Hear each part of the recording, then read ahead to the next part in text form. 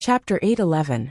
Shui Mingqing spoke tirelessly, clearly explaining the pros and cons of the limit-breaking pill.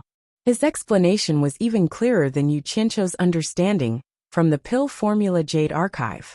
He even thoroughly analyzed the medicinal principles of the limit-breaking pill. This greatly amazed Yu Qianqiu. The Skyward Palace was indeed worthy of being the leader of the industry in the immortal realm. It had already formed a fairly complete cultivation system. Its disciples had already laid a solid foundation before they even came into contact with alchemy. Once they officially started in the future, they would be able to achieve twice the results with half the effort. Sure enough, the methods accumulated over the years were not something that the cultivation sects in the mortal world could compare with. Then let me test you again. Is there any way to get rid of the toxins that have seeped into the body after taking the limit-breaking pill? Yu Qianqiu asked with a smile, his hands behind his back. He really did have the air of an old pedant testing his students. Shui Mingqing's face was filled with doubt. He did not know why this senior would ask such a simple question. Even if these questions were not known to everyone in the immortal realm, they were not secrets, were they? Yu Qianqiu urged with a smile. It doesn't matter. Don't worry and say it boldly. Shui Mingqing paused for a moment, then continued to reply respectfully. The toxins of the real limit-breaking pill are relatively mild. Generally, cultivators can rely on their own cultivation to self-regulate and eliminate the toxins within a month. But the limit-breaking pill is different. It is very harmful to the cultivator's body.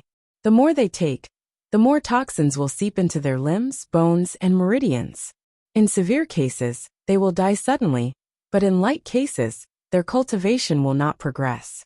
In fact, many people in the immortal realm use the limit-breaking pill to forcibly increase their cultivation. But for the famous sects, this method of spoiling things through excessive enthusiasm is generally not used. At first glance, it can quickly form a batch of power in a short period of time. But in the long run, even if the golden marrow cleansing pill is used to get rid of the toxins in the body, it will also cause congenital damage to the meridians in the limbs and bones, resulting in acquired deficiencies. This will bring great confusion to future cultivation. Since ancient times, almost none of the cultivators who have taken the limit-breaking pill have been able to increase their cultivation above the great immortal realm, unless there is another elixir to remedy it. So for the famous sects, they generally do not use methods like spoiling things through excessive enthusiasm, like the limit-breaking pill, because for them they care more about long-term benefits. Only when there are more strong cultivators in the sect can the benefits of the sect last longer. That makes sense. Yu Qianqiu nodded slightly and asked, the marrow-cleansing golden pill you mentioned is the thing that can remove the poison from the limit-breaking pill, right? Exactly. Shui Mingqing couldn't help but ask. With senior's cultivation, you shouldn't need the marrow-washing golden pill, right? Senior, do you have someone who has taken the limit-breaking pill? Smart. To think that you would be able to guess that. Yu Qianqiu laughed out. And pill. And is it expensive? Shui Mingqing really wanted to take a closer look at what kind of person this person was. Why did he keep asking this question that everyone knew about? However, he did not dare to be presumptuous. After all, with this person's cultivation base, he could kill Shui Mingqing at any time. Thus, without any complaints, he replied obediently. Actually, the demand is still very high because there are many people who have used pills similar to the restriction-breaking pill. However, in terms of unit price, whether it was high or not depended on who it was for. On average, each marrow-cleansing golden marrow pellet cost around 2,000 divine-grade spirit stones. It was a huge sum to the average person, but it was nothing to the big sects and families. In fact, the golden marrow cleansing pellet's cost price wasn't high at all. The main reason why it could be sold for 2,000 divine-grade spirit stones was because of the high demand, not to mention that immortal herbs had a certain growth cycle. No matter how common an immortal herb was, it couldn't be as common as weeds. It wasn't worth it to use other treasures to grow it. This explanation was very detailed. Yu Qianqiu looked at the other person in admiration, but he was calculating in his heart. There were close to 10,000 people in Utopia's army, including some people who did odd jobs. There were more than 10,000 people. These were all his subordinates, and he could not leave them alone. Moreover, when he came to the immortal world to conquer the world, it was more reassuring to use his own people. After all, he had spent a lot of effort to train them day by day. 10,000 marrow-cleansing golden marrow pellets were only 20 million divine-grade spirit stones. He could still afford this amount of money. Even if he could not afford it, he had to think of a way to do so. From the time he sat on the flying shuttle to look at the vast immortal world, to the gathering of heroes outside the ruins of God, his blood was already boiling. A very grand idea was born in his heart. It was too boring for those cultivators in the cultivation world to fight over such a small territory in the human world. As the #1 expert in the human world, he had the responsibility and obligation to bring everyone out to see the world. If everyone had the ability to follow my orders, then follow me to the immortal world to fight for it. From that moment on, he had the intention to use Utopia as the core and establish the cultivation world in the human world as his headquarters. Then he would bring everyone to the immortal world to develop. He believed that those experts who were famous in the human world were not petty people. Once they went to the immortal world and saw the world, they would not be interested in the benefits of the human world. Not to mention forging an immortal body, just the spirit stones here could be counted as divine grade. Who would still want to disturb the secular world? In this way, his wish to separate the cultivation world from the secular world would naturally come true. Yu Qianqiu pondered for a moment and suddenly asked, "Just now, you said that there are pills similar to the limit-breaking pill. Then, are there pills that can raise one's cultivation from the tribulation passing stage to the soul formation late stage?" "Yes," Shui Mingqing said with certainty. "It is said that as long as the main ingredient for refining the limit-breaking pill remains the same, and a few other immortal herbs are added, it can be refined into the limit-breaking pill. But the side effect of this pill is that the toxicity is too strong. Once you break through to the soul formation late stage, and don't take the marrow-cleansing golden pill in time, you will immediately die. Even so, you must break through to the small immortal stage within 3 months, and forge an immortal body. Otherwise, your body will gradually weaken, and you will quickly age and die within 3 months." "The toxicity is so strong?" Yu Qianqiu was shocked and asked, "Are you sure you didn't make a mistake?" Shui Mingqing raised his head and looked at him seriously and said, "Senior, you can ask others. There should be many people in the immortal world who know about this. But generally, no one will take the limit-breaking pill. It should be known that it is impossible to break through from the soul formation late stage to the small immortal stage within 3 months. Only those who have the immortal ascension pill would dare to do so. But one immortal ascension pill is worth 1 billion divine-grade spirit stones. It is not a small amount for ordinary sections.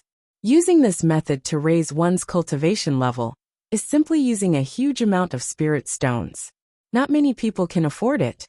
Plus, using the limit-breaking pill to raise one's cultivation level has a huge impact on the future, so very few people use it." Yu Qianqiu couldn't help but suck in a breath of cold air. Putting everything else aside, one immortal ascension pill was worth 1 billion divine-grade spirit stones. If he raised the cultivation level of all the people in Utopia to the small immortal stage, it would be an astronomical figure. Even the wealthy immortal palace would not be able to afford it. After a moment of shock, he calmed down. As long as he could find the various immortal herbs to refine the pill in the ruins of God, with the help of the purple chaos in Utopia, it would not be a problem to cultivate a large number of immortal herbs. The real problem was in the refining. With the pill refining recipe he could make a living in the mortal world, but it was obviously not good enough in the immortal world. But then again, as long as he could control a large number of rare immortal herbs, he would not have to worry about not being able to earn money in the immortal world. At the same time, he would not have to spend so much money. The most important problem now was to find the rare immortal herbs to cultivate, and then the problem of refining. As for finding rare spirit herbs, he had planned to do so before entering the ruins of God. But to find someone to refine the pill, Yu Qianqiu pinched his chin. and looked at Shui Mingqing greedily. He had already set his sights on the #1 alchemist sect in the immortal world, Skyward Palace. Looking at the clothes of the corpses scattered in the valley, Yu Qianqiu sighed meaningfully. It seems that among the 30 people from Skyward Palace who came in, you are the only one who is lucky enough to be alive. What are your plans for the future? Shui Mingqing's face darkened when he heard this. He slowly shook his head and said, "If I can find a valuable treasure in return, it will be a great contribution. If I go back empty-handed, I'm afraid my cultivation will come to an end." Yu Qianqiu suddenly chuckled and said, "Even if you have a valuable treasure in your hands, do you think you can leave the ruins of God by yourself? I'm afraid there are already people lying in ambush at the exit of the ruins of God, waiting for a lone person like you to walk right into the trap." Shui Mingqing was immediately stunned on the spot. After a moment of absent-mindedness, he suddenly raised his head and bowed. "Senior's cultivation is profound. Please show me a way out." He was not stupid. After he reacted, he immediately guessed that Yu Qianqiu must have a purpose for saying this. Otherwise, with the other party's cultivation, there was no need for him to pay attention to him. Talking to smart people is really enjoyable. You understand with just a hint. Yu Qianqiu scanned the entire valley and said slowly, "I won't hide it from you. After we go out, I will have to deal with your sect. When the time comes, you can introduce me to them. Secondly, you will follow me for this month. When we go out together a month later, I will give you a rare treasure that you can take out, so that you can explain to your sect. Of course, during this month, you will also have to display your specialty, and help me lead the team to find all kinds of rare immortal herbs. What do you think?" Shui Mingqing was overjoyed. With the other party's ability, it should not be a problem to protect him. Moreover, there was no need for the other party to lie to him. He was such a burden in this dangerous area. He immediately bowed and said, "Junior will follow Senior's arrangements." As he said this, he looked around and was stunned. "Senior wants me to lead the team? May I know where Senior's men are?" Chapter 8:12. Yu Qianqiu laughed and walked over to pat him on the shoulder. He seemed to have found the feeling when a mortal crocodile patted him. Then he said, "Don't worry. It won't be long before a large number of experts will come to command you. I guarantee that you'll have a good time in the Divine Ruin Realm." Shui Mingqing was shocked by his pat, and nodded with an awkward smile. "I'll follow Senior's arrangements, Senior's arrangements." Yu Qianqiu looked around and pointed to the valley. "Find a place to hide in this valley first. Wait for me for a day or two. I'll come find you then." "A day or two?" Shui Mingqing immediately said with a bitter face. "Senior, there are no good places to hide in this valley. I'm afraid I won't be able to hold on for a day or two before I'm discovered." "I see." Yu Qianqiu was startled. He waved his hand and said, "It's okay, I'll give you a safe place to hide." Just as he waved his hand, the ground surged and the two of them went straight underground. Shui Mingqing looked around in surprise and said blankly, "Earth manipulation technique." The layer of soil above their heads healed, and the light disappeared instantly. The two of them were still sinking, until they reached a depth of about 100 meters underground. Yu Qianqiu learned from Huang Tian that day, and scattered a large pile of fluorite. The surrounding layer of soil was inlaid with fluorite and retreated. In a short while, a spacious underground room was formed with tables and chairs. Although Shui Mingqing knew of the earth manipulation technique, it was still the first time he witnessed such a magical scene. His eyes couldn't help but shine as he cupped his hands and praised, "Senior's methods are indeed extraordinary. Junior is impressed. Stop flattering me and don't run around. Wait for me to come back." Yu Qianqiu dove into the soil and disappeared. The cornucopia of the world commerce had lost its former prosperity.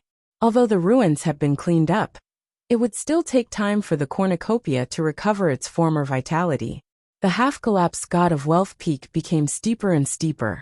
The protective formation that had been broken back then could no longer be set up because of Yin Baikong's death. Even if it could be set up, it would certainly not be as powerful as the one Yin Baikong had set up. World Chamber of Commerce no longer had such a capable person. Yu Qianqiu stood quietly at the edge of the cliff outside the cornucopia. The suspension bridge leading to the cornucopia was right in front of him. It had lost its usual sense of mystery. The cornucopia was no longer shrouded by clouds and mist, and the situation inside was clear at a glance. Even the Hall of Wealth on the God of Wealth peak could be seen clearly. Yu Qianqiu sighed softly. Without Baikong, the World Commerce Association lacked a little flavor. Baikong's courage that day when he was on the brink of death, and didn't even care about the afterlife, was indeed admirable. Even after thousands of years, if the World Chamber of Commerce still existed, then no one would be able to avoid Baikong, the founder of the World Chamber of Commerce. He could be considered to have died a worthy death, preserving his prestige for a lifetime. Two cultivators came together. It was unknown which sect they were from, but they were about to cross the bridge and enter the treasure basin. Suddenly, they noticed a person standing at the bridgehead, blocking their way. One of them immediately shouted, "Friend, please stand to the side. Don't block the way." Yu Qianqiu slowly turned his head and looked at the two indifferently. With a flash, he turned into an afterimage and directly shot towards the God of Wealth peak. The person who shouted immediately clicked his tongue and said, "Look at this speed. His cultivation is really extraordinary. I wonder where he came from. Let's go. Why are you in a daze?" He pulled the other person. The latter slowly looked at him and didn't know whether to laugh or cry. "Do you know who you shouted at just now? He's already gone. Who cares who he is? Don't tell me it's the world's #1 expert, Yu Qianqiu? Let's go." That person laughed. The other person immediately gave him a thumbs up and said, "You guessed it right. He's Yu Qianqiu." The former's face froze. He was stunned on the spot and couldn't laugh anymore. The butcher of the cultivation world in the past, the current punishment master of the demon region, and the world's #1 expert, Yu Qianqiu. This person is not a kind person. He's famous for being cruel and merciless. God knows how many people have died in his hands. 4 of the world's top 10 experts have already died in his hands, and I actually asked him to make way. In the Hall of Wealth Reverence, Sikongju and Jing Yuankong were gathered together, working together to discuss the plan to revive the World Commerce Chamber. Suddenly they saw a figure land outside. With his back facing the two of them, he slowly stood under the pine tree with his hands behind his back. If they hadn't seen it with their own eyes, the two of them wouldn't have realized that someone had arrived. They were instantly shocked. This person's cultivation is so high. The two of them came out in a flash. Sikongju stared at the person's back and said in a deep voice, "May I know which expert has graced my cornucopia with his presence?" Back then, your master often stood here to watch the clouds gather and disperse, and the world change. Back then, I didn't understand what was so interesting about it, but now I understand. This kind of behavior will slowly cultivate one's character and make one's heart as broad as the heavens and earth. That's why your master self-destructed. If it was fatty pay, even if there was the slightest hope, he would still compromise and live on. This is the difference between people. Some people's arrogance is not on the surface, but in their bones. Your master is this kind of person, which is why he can prop up such a huge world commerce chamber. This is courage, something you two brothers should learn from. Yu Qianqiu slowly turned around and looked at the two of them with a smile. Yu Qianqiu. The two of them cried out in unison. Then, as if remembering something, the two of them looked at each other and immediately cupped their hands. "Greetings, torture envoy." Yu Qianqiu waved his hand, indicating that there was no need to be so polite. He asked with a smile, "How is it? Is the World Commerce Chamber all right? No one has any designs on the World Commerce Chamber, right?" Sikongju immediately took a step forward and answered, "Senior Bai has spoken, and the torture envoy has shaken the world.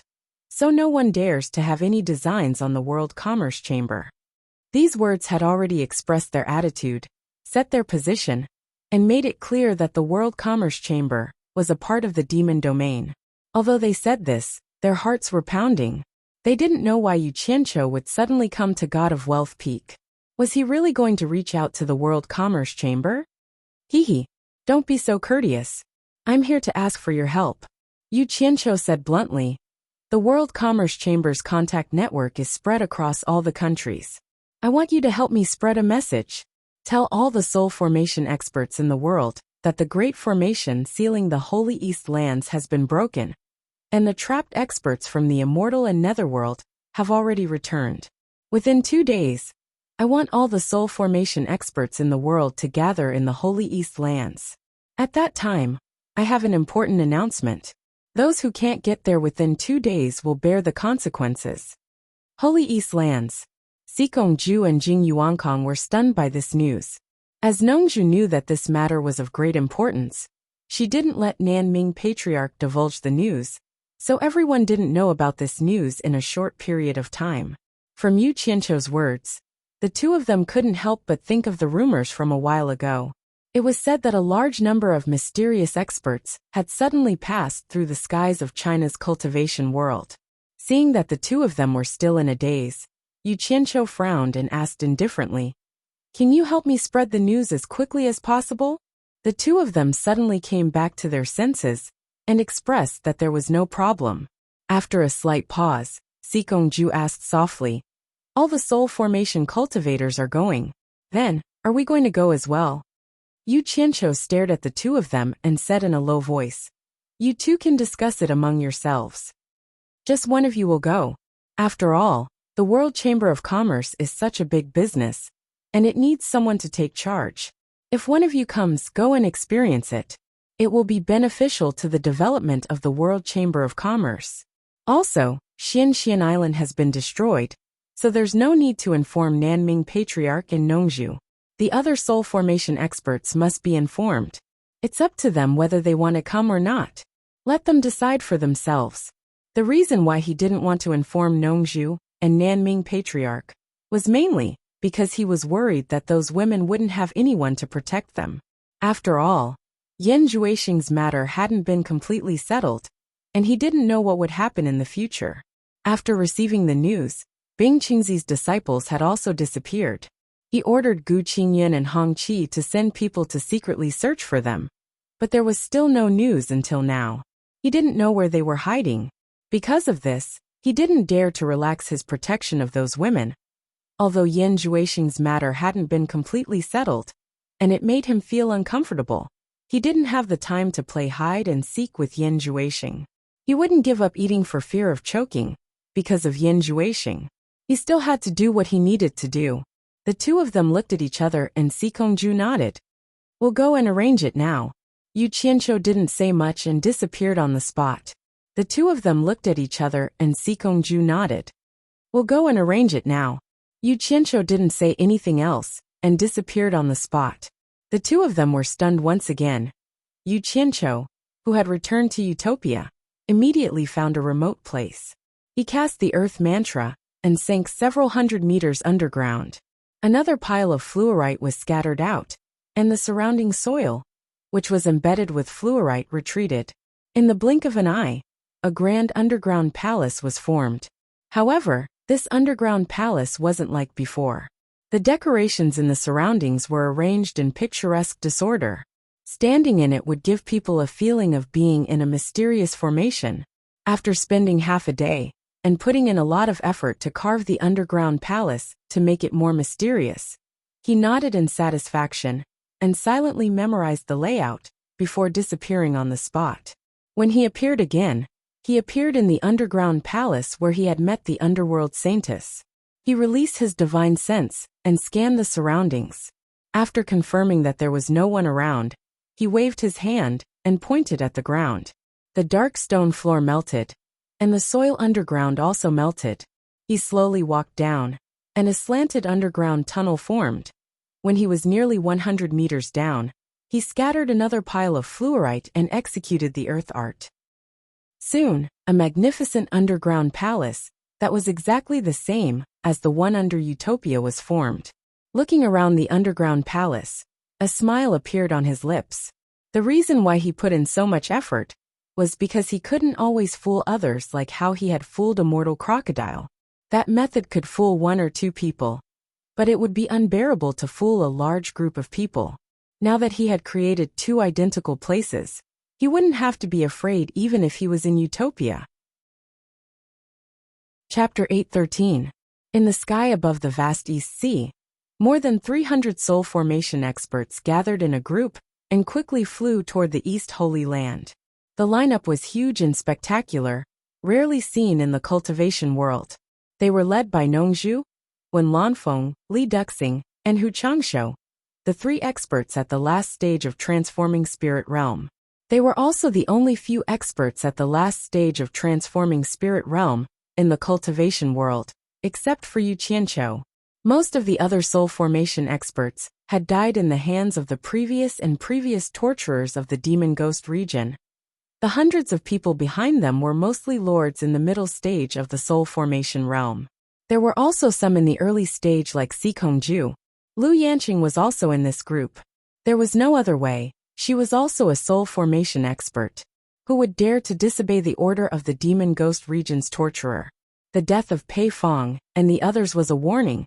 At this time, Lu Yanqing was no longer wearing the gauze hat she wore when she went out. Her short hair was wrapped in a piece of gauze, and her expression was neither happy nor sad. The appearance of her stunning appearance should have attracted everyone's attention, but everyone's expressions were grave. No one could be satisfied with her at this time. Looking down at the surging waves of the ocean below, everyone's emotions were fluctuating like the ocean. Right now, the opening of the East Holy Land wasn't the thing they were most concerned about. What they were most worried about was something else, the appointment at the East Sea again. The soul formation experts' hearts trembled at the thought of this word. The previous torturer of the demon ghost region, Bai Changchun, had invited everyone to the East Sea to show off his power. He had ruthlessly slaughtered several people and intimidated the entire cultivation world. Now the new torturer of the demon ghost region had come to the East Sea again. Oh my god! What did Yu Qianqiu want to do? Did he want to ruthlessly show off his power like his master? Was the death of Pei Fong, Ouying de Qijiojuan, and Bing Qingzi not enough? When the group received the order from the World Chamber of Commerce, they were all dumbfounded. They hurriedly used the communication array to contact each other, only to find that everyone had received a terrible invitation. Actually, no one wanted to go, but no one dared to say no. Yu Qianqiu's vicious and merciless methods were well known. In the end, a group of people came up with a good idea. All of them gathered in the purple bamboo forest in the South Sea and begged Nongzhu to speak for them at the critical moment, because Nongzhu had a good relationship with the two torture envoys of the demon ghost region. Nongzhu and ancestor Nan Ming didn't know that Yu Qianqiu had summoned all the deification realm experts in the world to gather in the East Holy Land. Seeing this group of people coming together, Nongzhu almost jumped in fright, thinking that this group of people wanted to join hands to deal with her. When he figured out what was going on, he also thought that Yu Qianqiu was trying to copy old Bai Liwei. Even the place he picked was so similar. Since Yu Qianqiu wanted to make a move, it wasn't appropriate for him to interfere. He didn't want to come. However, he could not resist everyone's pleading. Moreover, seeing that Wen Lanfeng, Lu Yanqing, and the others had also received an invitation, he could no longer ignore it. So he left ancestor Nan Ming to look after the house, and rushed over with a group of people. Above the undulating blue sea, the group of people all stopped at the place where there was supposed to be called Xian Island. They looked around, but there was no trace of Xian Island. Looking ahead again, the East Holy Land, which had been covered by the white fog for many years, finally unveiled its mysterious veil. Everyone looked ahead in a daze. No matter whether they believed it or not, that mysterious land was in front of them. Nongzhu looked back at the crowd and said with a wry smile, "Since everyone is here, let's go and have a look together." Then she took the lead and flew over, followed by a group of people. As soon as they arrived in the sky above the East Holy Land, they couldn't help looking around. But they didn't find how dangerous this legendary place was. It seemed to be no different from the land on the other side of the sea. They looked around but didn't find Yu Qianqiu's figure. There. Li Duxing's eyes flashed, and his only arm pointed to a towering stele not far away. It stood in front of them like a tower, and was very conspicuous. Nongzhu led a group of people to fly over again. There was a big arrow on the stele, and there were words beside it. "Go straight in the direction of the arrow. I'll wait for you in front. Come as soon as possible, and destroy the stele after you've seen it." Yu Qianqiu. The group of people looked at each other, and then at each other. They didn't know what Yu Qianqiu was doing. It didn't look like he was going to use them to show his power. The arrowhead pointed to the east. Nongzhu struck out a fierce gang wind with one palm. With a loud bang, the earth steel disintegrated instantly. Then she waved her hand and said, "Let's go. Let's go and see what that guy is doing." The group of people quickly flew toward the east. The mountains and rivers below passed quickly under their eyes, and they were amazed by the occasional glimpse of the indigenous tribes. On the way, they occasionally saw cities and secular people bustling on the streets of the cities. They couldn't believe that this was the legendary dangerous Holy Land of East. They flew for a whole day, but still didn't see Yu Qianqiu's figure. They all suspected that they had bumped into Yu Qianqiu. But they had been flying east according to the direction of Yu Qianqiu's arrow. They didn't change their direction. Just as everyone was flying above a vast primeval forest, in the midst of a mountain range, a shout suddenly came from below. "Stop flying here, it's right here." Hearing that, they stopped and looked down. They vaguely saw Yu Qianqiu waving to them on the top of a towering hill. He shouted, come down, don't dawdle. Come down, it's here. Let's go." Nongzhu seemed to have become the leader. With a shout, she led everyone to fly down together. When everyone floated in front of Yu Qianqiu couldn't help but be stunned when he saw Nongzhu. He said, "I didn't ask you to come, why are you here?" Nongzhu said unhappily, "You made such a big commotion. I had to come even if I didn't want to." As he said that, he turned to look at the people behind him. Many people turned their heads guiltily.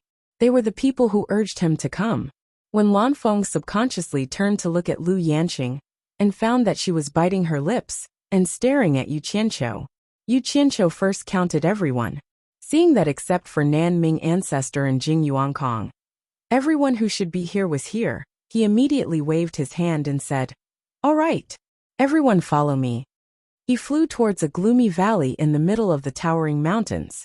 Nongzhu followed behind and shouted, "What on earth do you want to do by bringing us here?" When everyone landed in the gloomy call, they immediately found that there was a mountain gate on the side of the concave mountain wall. It was a dark mountain gate that led to an underground cave residence. They really couldn't see it from the top, so they had to stand in front of it. The stone-carved mountain gate was grand, simple and elegant. There were strange patterns carved on it, and it was obvious that it was a very old thing. The underground cave residence behind the mountain gate was dark, and a gust of cold air was coming out from inside. Nongzhu looked at Yu Qianqiu, who was walking toward the mountain gate, and asked suspiciously, "What did you bring us here for? What is this place?" Standing on the steps of the mountain gate, Yu Qianqiu turned to look at everyone and explained with a smile, "This is a good place." Back then, there were immortals from the immortal world who were trapped in the East Holy Land. They ruled this continent and built an immortal city on the ground, but it was empty now. The other group of people who were trapped were the meditation cultivators from the underworld. They dug out an underground world under this mountain, and this is the entrance to the underground world. When the East Holy Land was broken, all the immortals and meditation cultivators went home, leaving behind this empty underworld. Everyone was shocked.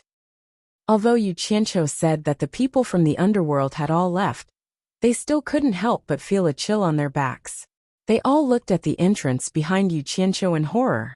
The corner of Nongzhu's mouth twitched. "You called us here just to let us see this? Why? You don't like it?" Yu Qianqiu stood in the middle of the mountain gate and sneered. "Don't be fooled by the creepy atmosphere in here. Let me tell you, there is an amazing treasure hidden in here. Once you see it, I'm afraid I won't be able to chase you away." Although his words were pleasant to hear, everyone's face was filled with doubt. If there was really such a good treasure, why did you call us here? Nongzhu frowned and said in a low voice, "Yu Qianqiu, don't make fun of us. It's such a secret place, hidden in such a vast mountain range. How did you find this place? Damn it. Why did you come here and pretend to be a good person? You made it inconvenient for me to use violence." Yu Qianqiu rolled his eyes and said, "Did you forget that after the East Holy Land formation was broken, my master went back to Shuntian Island?" Nongzhu was stunned. "Did Old Bai tell you the location before he went to the underworld?" Everyone was shocked again. Bai Changchun actually came out of the East Holy Land and went to the underworld. Nonsense! If my master didn't tell me, how could I find this place? Yu Qianqiu suddenly chuckled and said, I won't hide it from you all. I found a shocking secret here. There's a teleportation formation here that leads to an abandoned immortal grass garden from the immortal world. I have already gone there once through the teleportation array, but it is too big, and the immortal herbs are scattered in the mountains. I don't have enough manpower to search for them by myself. Plus, there are some ferocious beasts in there. Those who are not at the demigod realm can't handle them. So I thought of asking for your help. But don't worry, I won't let you work for nothing. Everyone will get a share of the immortal herbs. Everyone looked at each other. They were all skeptical of this statement. Nongzhu sneered and said, Since there is a teleportation array here, why would those people from the immortal world and the underworld be trapped for so long? Who's afraid of a glib tongue? Yu Qianqiu's expression turned serious and said, The heaven and earth formation that seals the East Holy Land is no small matter. It was set up by the Thousand Swords demon monarch himself. As the name suggests, it can seal the heaven and earth. In the beginning, they didn't realize that the heaven and earth formation could isolate the teleportation function of the teleportation array. After it was built, they found out that it was useless. In the end, they left it and let us take advantage of it. Chapter 8:14. In the gloomy valley, over 300 soul-forming stage experts were silent. Contrasted with the surrounding environment, the atmosphere was a little strange. Rin Yu Qianqiu's words were earth-shattering, but everyone still maintained a skeptical attitude. What kind of people were there? They were people who had experienced the cruel survival of the fittest in the cultivation world. How could they be convinced by a few words when faced with such a mysterious matter? Everyone's eyes were fixed on the pitch-black entrance to the underworld. No one knew what was inside, but no matter how they looked at it, it was dangerous. Yu Qianqiu's gaze swept around. Seeing that everyone was suspicious and silent, he was instantly enraged. He snorted coldly, Let me make this clear today. Those who are willing to come in and help me, we will be friends in the future. Those who are unwilling, we will be enemies in the future. You guys decide for yourselves. If Nongzhu had not come to join in the fun, he would not have been so polite. Now that he was too lazy to be long-winded, he directly made his threat. As soon as he finished speaking, he immediately turned around and walked inside. Yu Qianqiu's words were very obvious. Whether they lived or died, it was up to them. Everyone was dumbfounded. The corner of Nongzhu's mouth twitched. She cursed in her heart. Sure enough, a dog can't change its spots. He revealed his true nature in less than 3 sentences. Yu Qianqiu. Nongzhu shouted and stopped Yu Qianqiu in a flash. She frowned and said, They didn't say that they wouldn't help you. But even I think it's too mysterious, let alone them. You have to let them think about it. Yu Qianqiu raised his eyebrows and sneered. Do you think I will harm you? Nongzhu was stunned. After thinking about it, she realized that this brat would not harm her. After a pause, she said, To be able to survive in the cultivation world to this day, who hasn't been careful, one step at a time? Before she could finish, Yu Qianqiu waved a jade archive in his hand and interrupted her. I found this in the immortal herb garden. There are illustrations of various kinds of immortal herbs in it. Take a look. If you still don't believe me, then there's nothing I can do. You guys decide for yourselves. Nongzhu took it suspiciously and injected her divine sense into it to have a look. She was immediately attracted by all kinds of vivid and lifelike immortal herbs, which seemed to be swaying in front of her eyes. The rarest part was that there were various kinds of immortal herbs prices listed inside, easily going up to several 100 million divine-grade spirit stones. The detailed notes also indicated that this immortal herb was the main ingredient of a certain immortal pill. The things inside were just too shocking. The names of some elixirs seemed to have been heard of in legends. Nongzhu felt as if she had been struck by lightning. She withdrew her divine sense and stared at Yu Qianqiu in astonishment. Everyone looked at each other, wondering what Nongzhu had seen that made her look so lost. For a moment, everyone was curious and wanted to see what was inside. Suddenly, Nongzhu cried out involuntarily, Are there really these things in there? Believe it or not, it's up to you. Yu Qianqiu snorted coldly. Lu Yanqing's lips quivered slightly.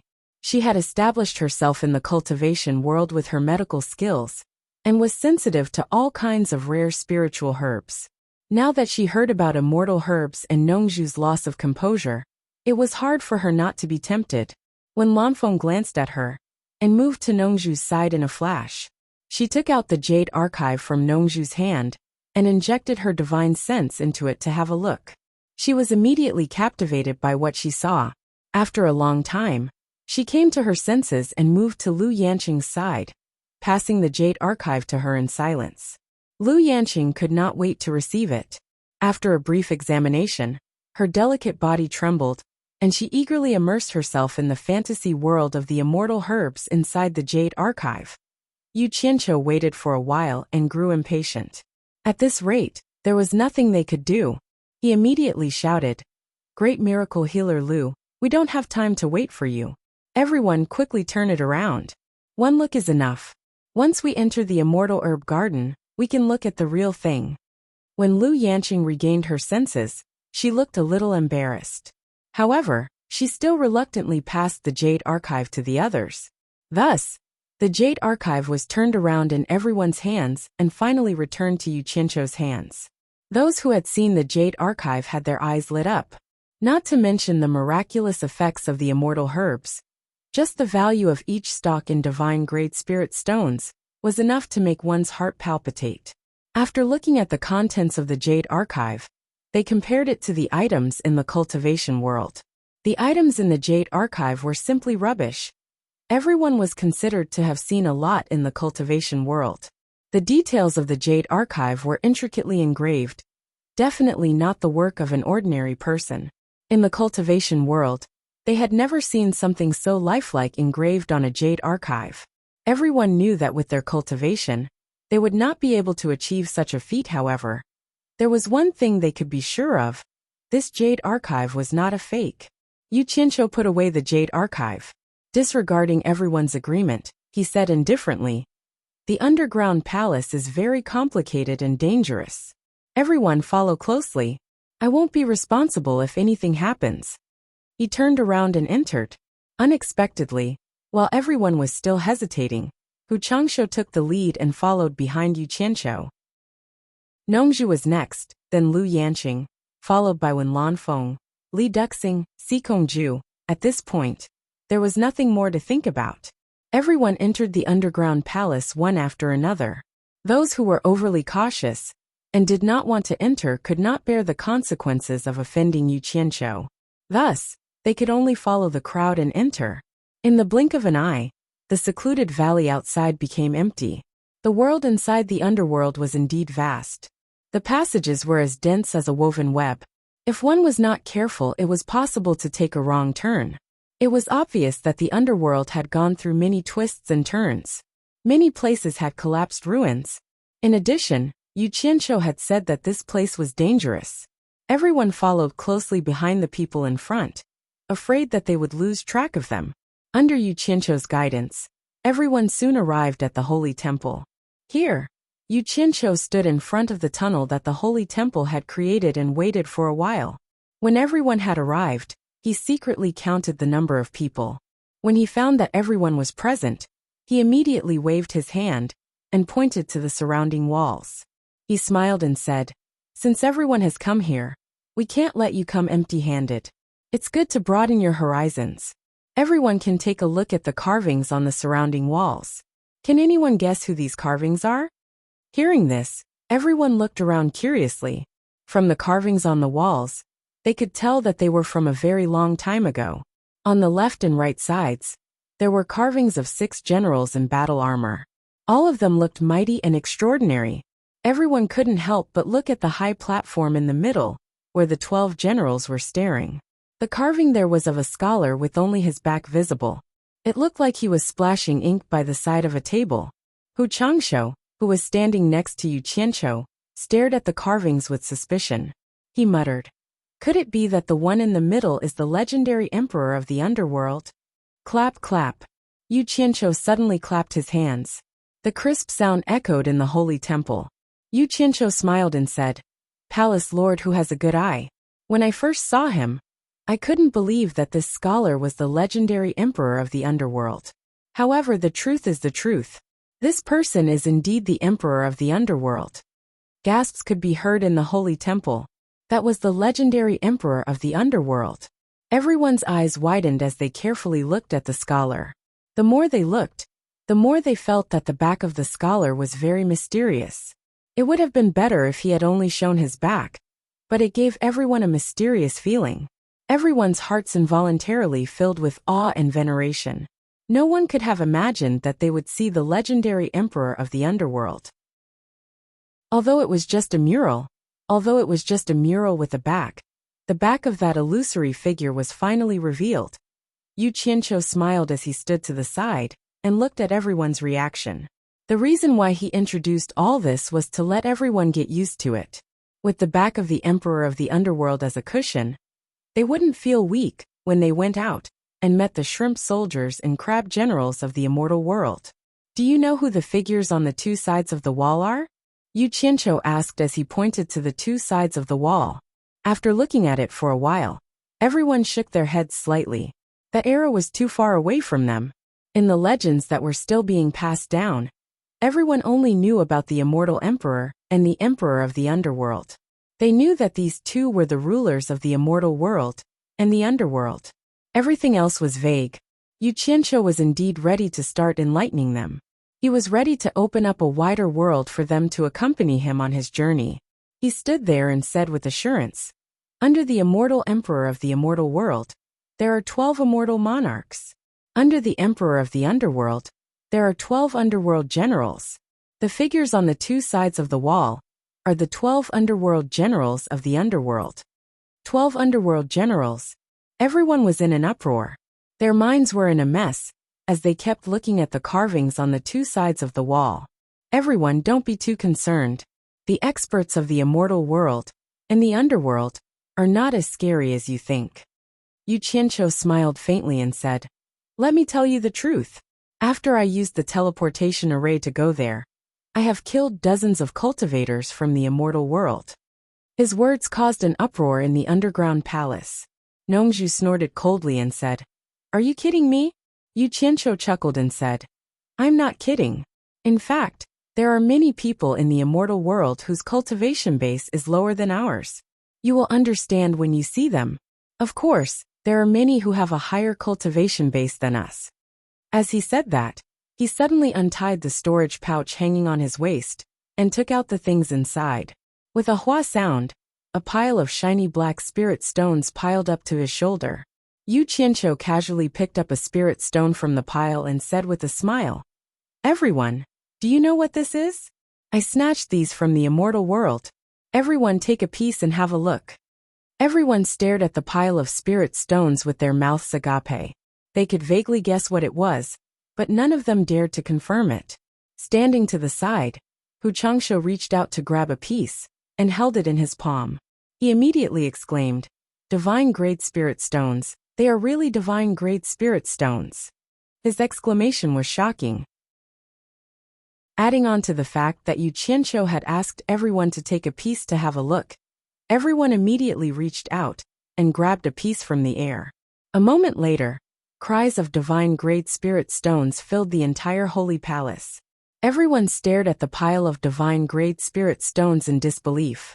If a divine-grade spirit stone was equivalent to 100 million high-grade spirit stones, then wouldn't the total value of the divine-grade spirit stones here be more than 1 trillion high-grade spirit stones? In an instant, everyone's eyes were burning with passion. Chapter 8:15. Nongzhu stared at Yu Qianqiu with an exaggerated expression. Back then Yin Baikong was considered rich, right? He was indeed rich. But compared to this guy he was nothing. This guy was too rich, with a net worth of trillions of upper-grade spirit stones. Yu Qianqiu smiled at everyone's fanatical expressions. This was the effect he wanted. He wanted to stimulate everyone's enthusiasm. Suddenly he heard a clattering sound. He turned his head and looked. In the blink of an eye, Nongzhu had already stuffed a few handfuls of spirit stones into his storage bag. F*CK. Yu Qianqiu let out a strange cry and quickly snatched the large pile of spirit stones on the ground and put them into his storage bag. Nongzhu held a handful of spirit stones in each hand and laughed wildly.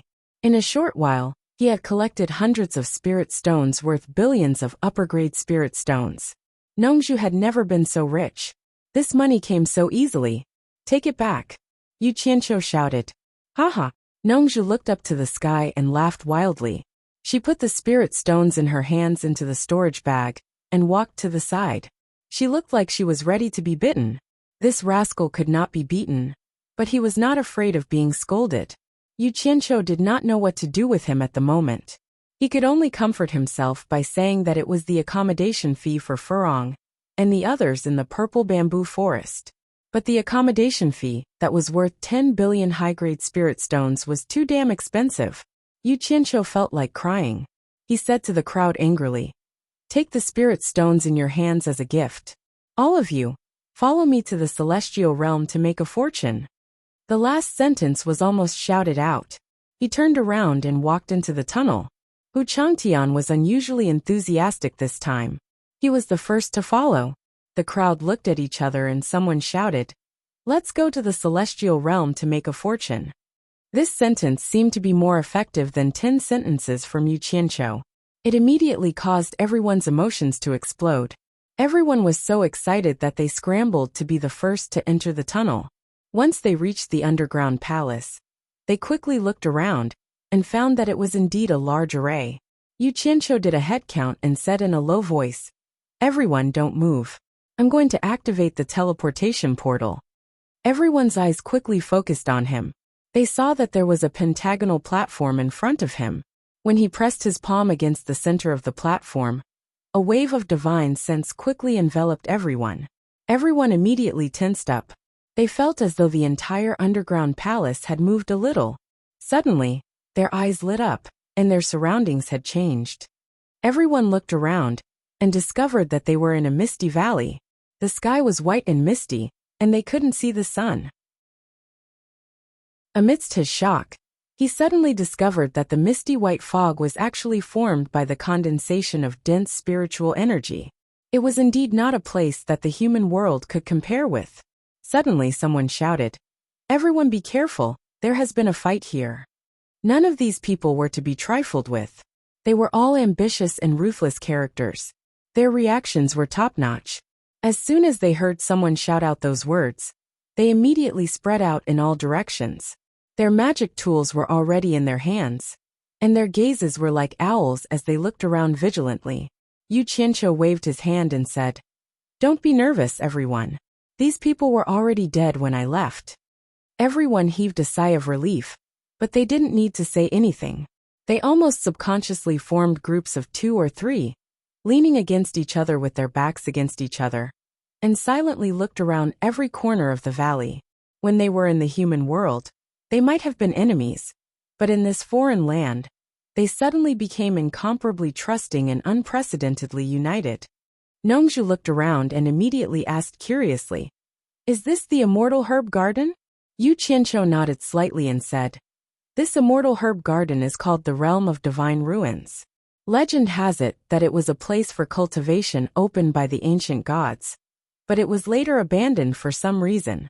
It opens to the immortal realm once every 100 years for a month. During this period, all the sects in the immortal realm will send people to search for rare treasures." After his embellishment and evasive description, he exaggerated this place into a treasure bowl with little risk and great opportunities. Everyone's eyes shone brightly, looking around from time to time. When they saw a weed that they didn't recognize, they immediately thought it was an immortal herb. They couldn't bear to move their eyes away. What if it was a herb that was worth 100 million divine grade spirit stones? Excited.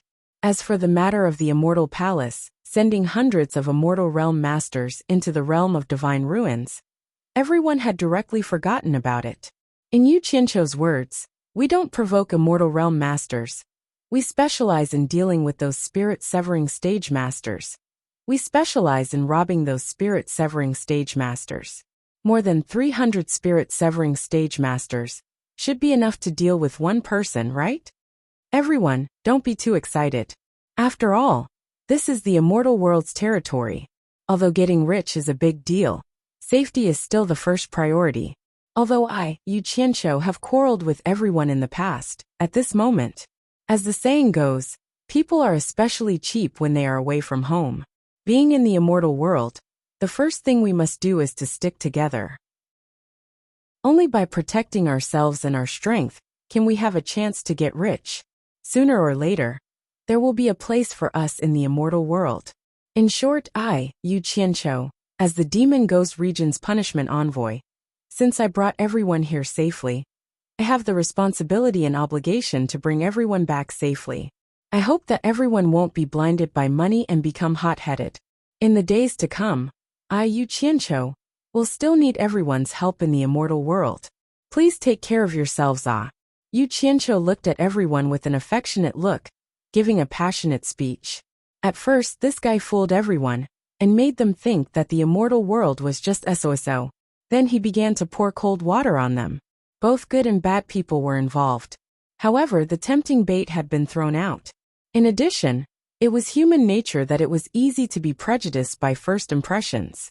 The most irresistible temptation was the chance to become an immortal and forge an immortal body.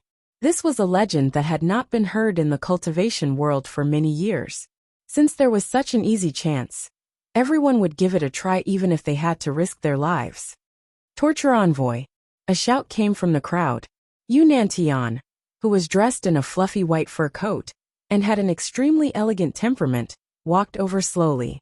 He cupped his hands and asked unhurriedly, Torture envoy, you said that as long as we collect enough immortal herbs, we can all forge an immortal body. How can we believe that your guarantee is true? Yu Qianqiu's expression turned solemn. He raised one hand and solemnly said, As long as everyone works together with me, I swear that I will do my best to help everyone realize this wish in the shortest time possible. If I break this oath, let me die a horrible death. As soon as this oath was made, everyone became even more spirited. To them, oaths were not fun. Previously, Bing Qingzi had made a heaven-defying oath, and in the end, he really did fulfill his oath and ended up dying a horrible death.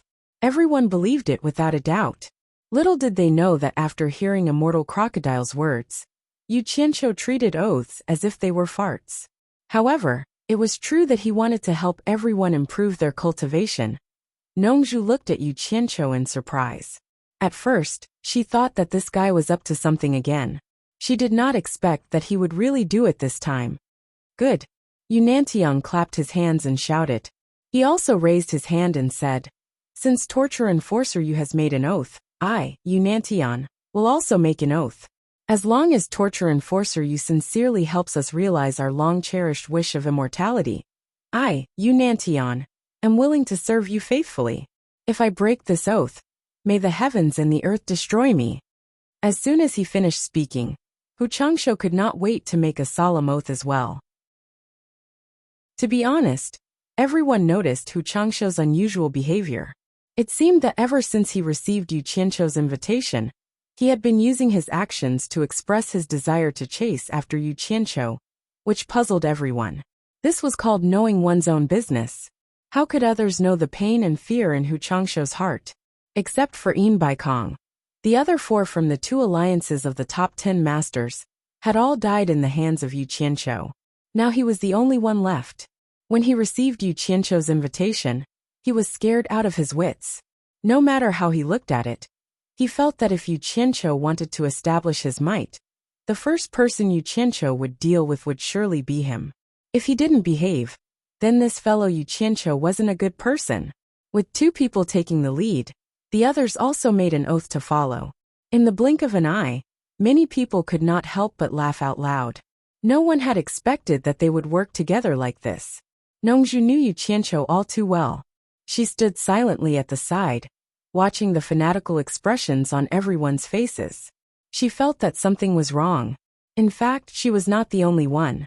There were many others who were not as hot-headed as Yu Qianqiu, but they had been tricked into this place by Yu Qianqiu. Not only would they not be able to return, they might not even be able to keep their lives. Thus they could only go with the flow. Since everyone thinks so highly of me, Yu Qianqiu, then I will no longer hold back. Otherwise, I would be too petty.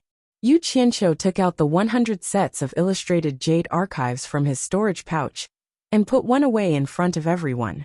Then, he said in all seriousness, "Here are 99 sets of illustrated jade archives that contain almost all the rare treasures in the immortal realm. We have more than 300 people. Everyone, look for each other and form groups of 3 or 4. We will be divided into 99 groups. Each of us will take a set of the illustrated jade archives. Our grand plan begins now." Haha. Roars of laughter rang out in the valley. Everyone immediately looked for people they were on good terms with in the past to form a group. In an instant, the valley descended into chaos. Damn it! Don't they know how to restrain themselves? Do they really think this is a vegetable garden? Yu Qianqiu looked outside the valley warily. He suddenly burrowed into the ground and pulled Shui Mingqing out under everyone's watchful eyes. The valley immediately quietened down. Everyone's eyes were focused on Shui Mingqing, and Shui Mingqing was completely dumbfounded.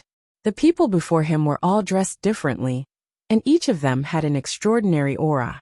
Although they were all cultivators in the soul-forming stage, they faintly exuded an air of superiority that he could not compare to. He was very sure that these people were definitely not the dull disciples from the various sects, who had been restrained for a long time. Their gazes were like owls, sending chills down one's spine. Chapter 8:16. Shui Mingqing's late-stage soul formation cultivation naturally attracted everyone's attention. The cultivation world had never seen this person before, so everyone vaguely guessed that he was someone from the celestial world. "Everyone, let me introduce a friend to everyone." Yu Qianqiu pointed at Shui Mingqing and introduced Shui Mingqing, a disciple of the celestial world's #1 alchemy sect, Heaven Palace. In the future, we will definitely have frequent dealings with Heaven Palace. The last sentence had a profound meaning, and everyone's eyes lit up. Dealing with the celestial world's #1 alchemy sect was naturally for immortal pills. More than 300 people cupped their hands towards Shui Mingqing with friendly expressions, which made Shui Mingqing feel a little flattered. He had never been treated so respectfully by so many soul formation cultivators, so he cupped his hands in return. His flattered appearance immediately made everyone feel disdainful, and they believed Yu Qianqiu's words even more. The soul formation cultivators in the celestial world were only SOSO. After the greetings, the 99 groups of soul formation cultivators each received a set of jade archives, and then they gathered together to discuss how to search for treasures. In the end, under Yu Qianqiu's decision, it was decided that the 99 groups would form a large triangular formation to sweep through the ruins of God. The few late-stage soul formation cultivators would be in the center of the triangular formation, coordinating with each other. The biggest advantage of such a formation was safety. No matter which point of the triangular formation was in danger, the people on both sides could quickly gather to support, and the late-stage soul formation cultivators in the center could also arrive as quickly as possible. This way, everyone's safety was greatly guaranteed. No matter who it was, as long as they dared to invade them, they would have to bear the combined attack of 200 or so soul formation cultivators from both sides. The power of this combined attack was terrifying and huge. Of course, this kind of power was only relative to the soul formation cultivators in the celestial world, and it might not be enough to deal with celestial experts.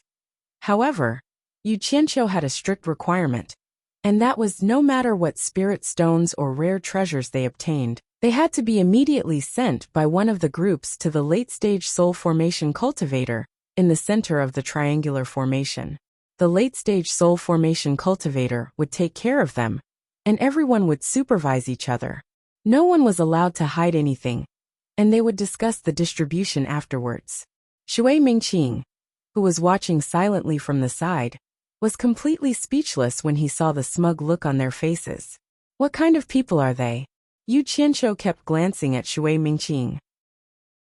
If he wanted to cooperate with Chaotian Palace after this, if he didn't show some strength, he was afraid that they wouldn't pay attention to him.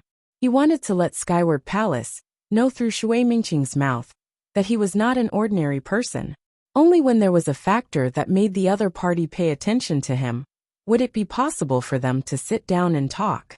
After the two levels of rescue signals were unified, the group finally arrived outside the valley and set up a formation, ready to set off.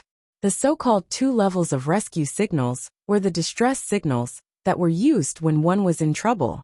When a level 2 signal was sent out, the people on both sides would quickly rush over to help.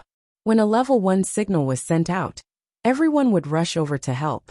If it was a small problem that could be solved by themselves, they naturally wouldn't send out a distress signal. At the request of Wen Lanfeng and Li Duxing, Lu Yanqing was also left in the center of the triangular formation. No one had any opinion on this. First of all, many people owed Lu Yanqing a favor. Second, if anyone was injured, Lu Yanqing would be in the middle to provide support and treatment, so everyone could feel at ease. Moreover, everyone knew Lu Yanqing's character more or less.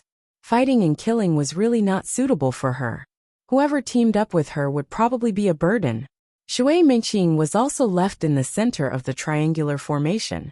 Nongzhu and several other experts at the late stage of Huashan realm, as well as the lords of other countries, had received a hint from Yu Qianqiu.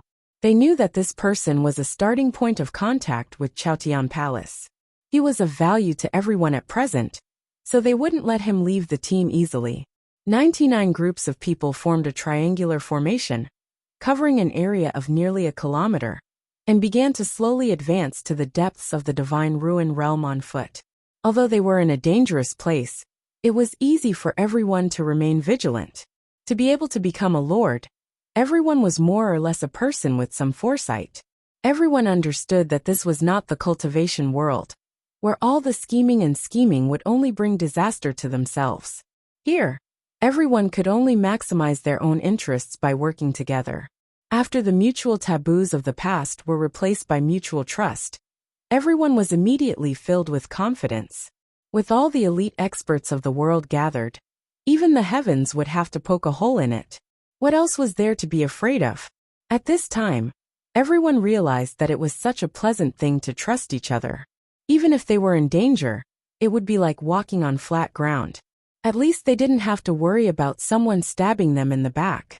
Instead, there was someone protecting them from behind. This unprecedented feeling was too wonderful for everyone. As they sighed, they faintly felt a sense of cherishing. The triangular formation was advancing in a triangular vanguard, led by Yu Nantian and the two lords. The three of them each held a jade archive and compared it as they walked. Yu Nantian was dressed in a white velvet coat. Coupled with his graceful and luxurious temperament, he felt as if he was strolling leisurely in the Divine Ruin realm. Quick look at this. This stalk of grass looks rather special. It's very likely to be an immortal herb, one of them said excitedly as he pointed at a stalk of small purple leaf grass. Yu Nantian's eyes brightened. He took a serious look at the appearance of the small leaf grass, then quickly injected his divine sense into the jade archive and quickly browsed through it. The other two also quickly searched through the jade archive, with mid to low-grade immortal herb illustrations. After they were done examining it, they looked at each other, shook their heads, and continued forward. At first, their speed was rather slow. After everyone repeatedly compared the jade archive, they gradually formed an impression of the contents. Most of the weeds in the Divine Ruin realm could be eliminated with a glance. With the powerful memory of these elites of the world, it didn't take them half a day to memorize most of the contents of a jade archive, after repeatedly browsing through it. Thus, everyone exchanged jade archives of high, low, and middle grades, and the speed at which they advanced gradually increased.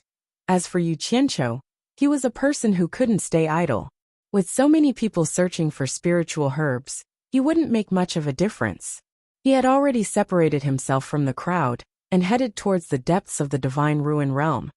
As for how big the Divine Ruin realm was, Yu Qianqiu had no idea. Thus, he didn't know where the deepest part of the Divine Ruin realm was.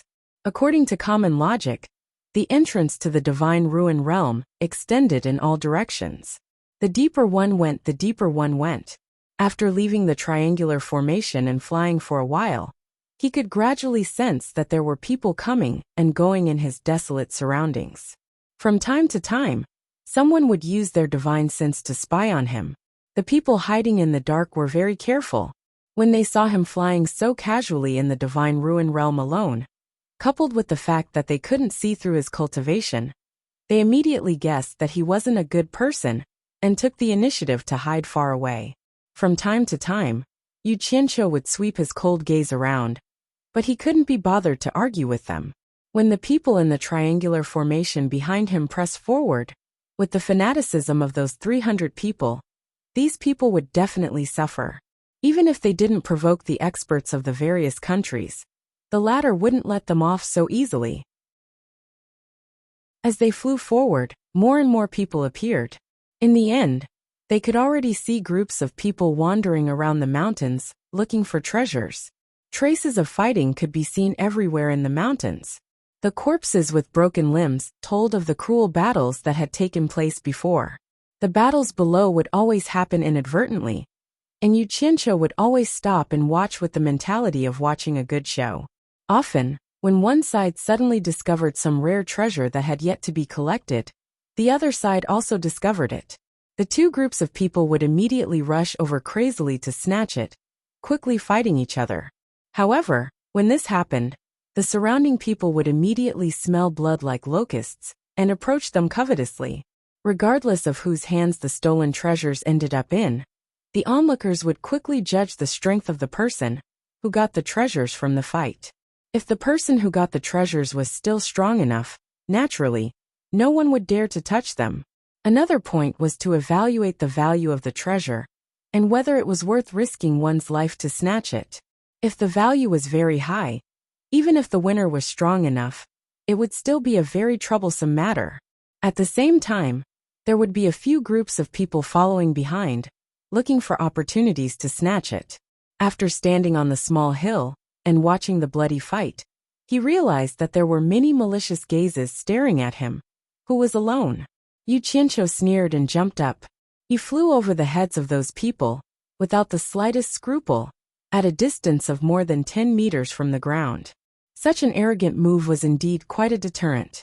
In addition, they couldn't see through his cultivation, so no one dared to act rashly. They watched him leave. After flying forward for a short while, he suddenly realized that there were a few more groups of people gathered in front of him. They seemed to be watching something. Yu Qianqiu didn't stand on ceremony and landed in the middle of the crowd. He immediately attracted a lot of surprised and doubtful gazes. Yu Qianqiu blatantly ignored them. He stared at the concave ground below and frowned. The situation below was the same as what he had seen before. There were two groups of people confronting each other. What made him frown was that he knew both sides of the confrontation.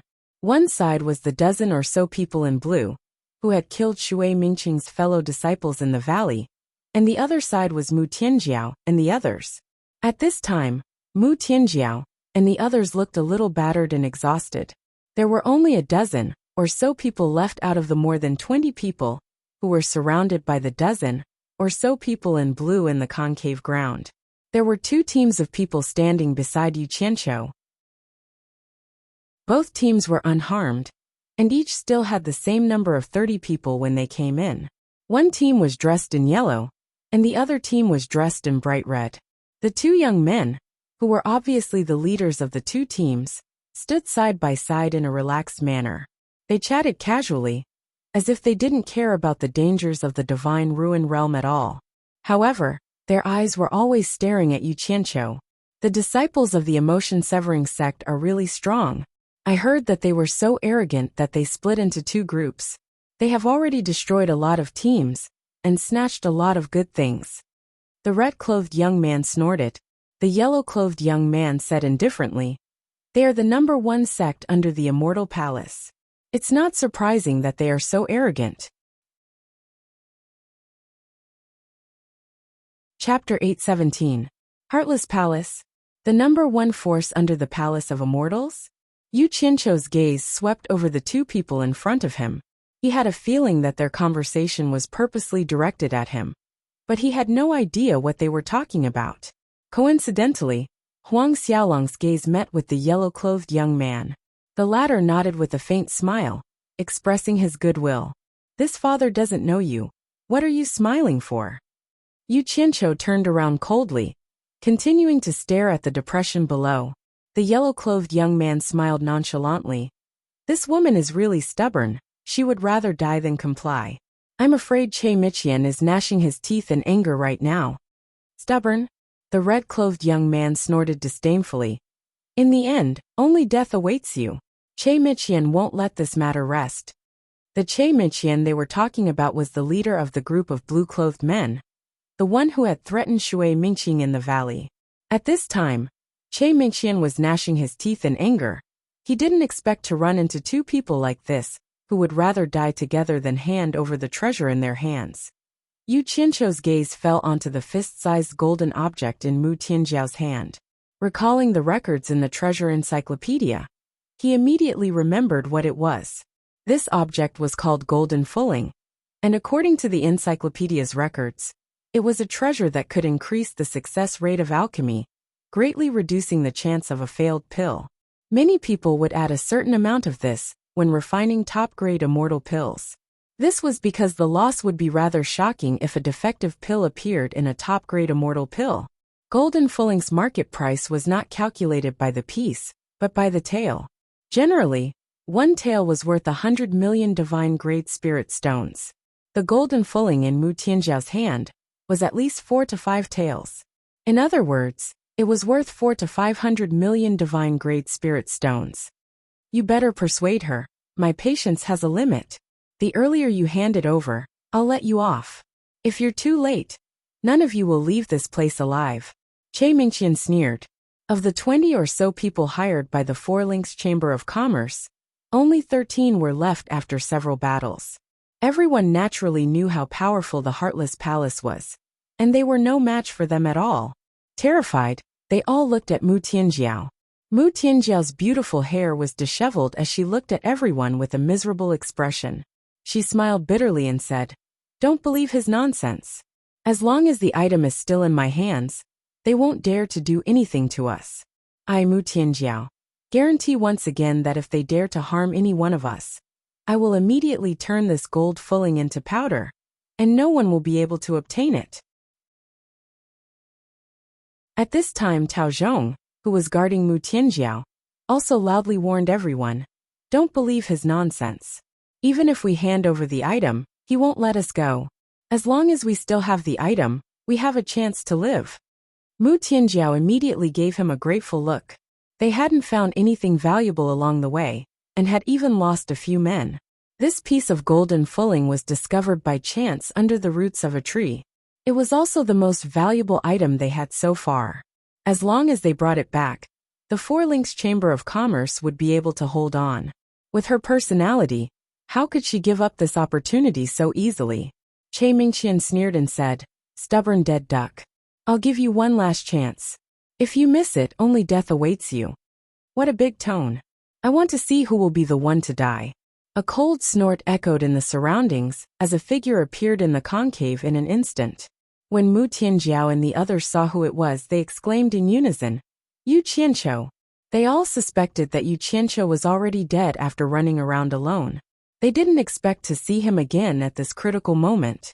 Yu Qianqiu's cold eyes looked at Che Miqian and the others. Che Mingqian turned pale with fright and said, "It's you." More than a dozen men in blue subconsciously moved 10 meters away. The reaction of Che Mingqian and the others made the yellow-clothed man and red-clothed man look at each other in surprise. The surrounding people also looked at each other in dismay. They didn't know who this person was to make the disciples of Heartless Palace so afraid. Che Mingqian said angrily, "Who are you? Why do you keep going against my Heartless Palace? Do you really think my Heartless Palace is easy to bully?" If there was no one around, he would have called his fellow disciples and run away. However, under the watchful eyes of so many people, the Passionless Palace couldn't lose face as the #1 sect in the immortal world. What a joke! I'm not that bored, Yu Qianqiu said indifferently. Four Links Chamber of Commerce is my employer. You snatched things from me. Who do you think is going against who? I didn't expect Heartless Palace to be so arrogant to the point of lying. As he spoke, his aura had already locked onto the disciples of Heartless Palace. Only now did Che Mingqian realize that Mu Tianjiao and the others had cried out the name, Yu Qianqiu. Clearly, as the other party said, they were indeed in cahoots. Che Miqian was speechless. Why was he so unlucky? He suddenly felt an aura locking onto him. This was clearly a sign of a fight. What was the difference between talking nonsense and seeking death? Without turning his head, he shouted, "Go!" The group of Heartless Palace disciples had just teleported away when they saw Yu Qianqiu snort coldly. Trying to run? He opened his arms at the same time, and the surrounding air suddenly exploded with a dozen balls of white smoke. Dense streams of light flashed out of Yu Qianqiu's sleeves, and quickly drilled into a dozen or so clouds of white smoke. After flashing for a while, they quickly returned and drilled back into his sleeves. The air was filled with smoke, and the dozen storage bags fell to the ground with a thud. Yu Qianqiu said indifferently to the people of Four Links Chamber of Commerce, who were dumbfounded. No wonder Heartless Palace specializes in robberies. It's easy to get things. I think it's worth learning from them. With that said, he raised his hand and took the scattered storage bags into his hand, then put them away. The sounds of fighting could still be heard faintly in the distance, but this part of the world seemed abnormally quiet. Shock was written all over the faces of the people on the surrounding hillsides.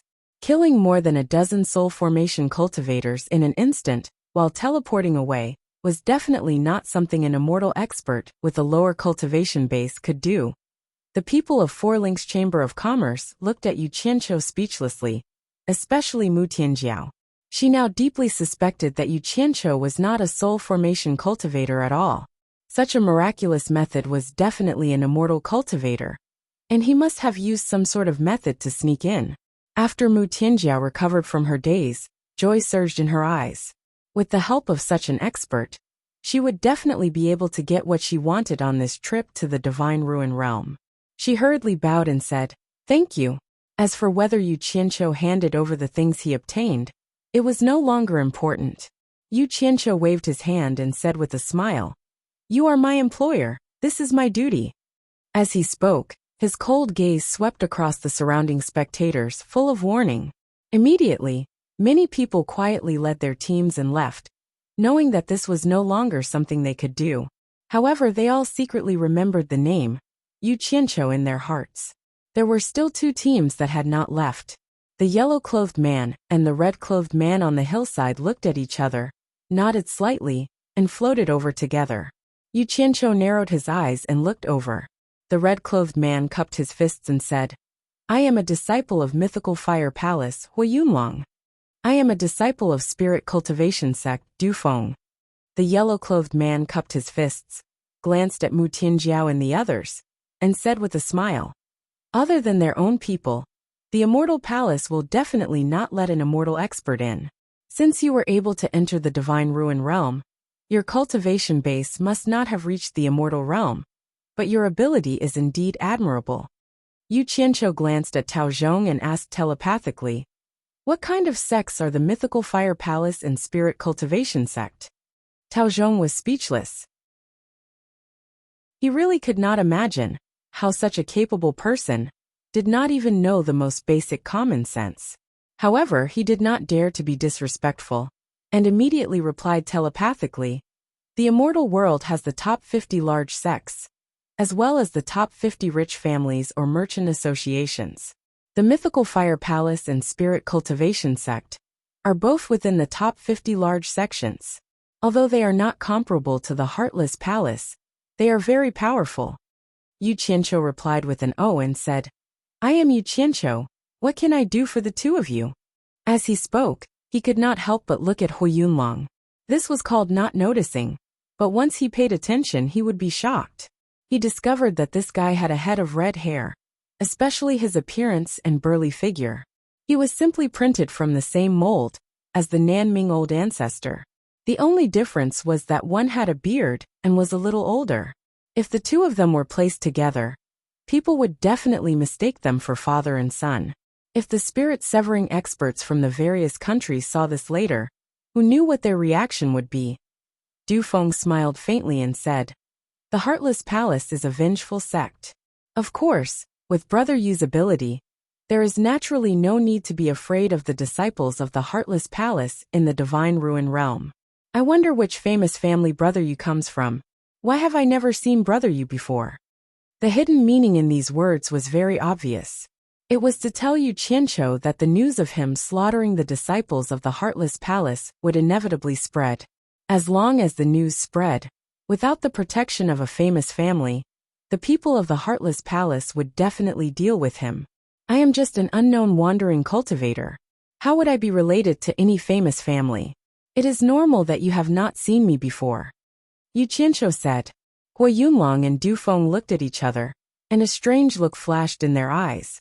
Du Feng smiled and said, There are many heroes in the wilderness. Brother Yu, there is no need to belittle yourself. Moreover, how many of the founders of famous families are not wandering cultivators? Let's take the 12 great immortal monarchs in the celestial world for example. There should be 13 great immortal monarchs now. Which one of them isn't a wandering cultivator?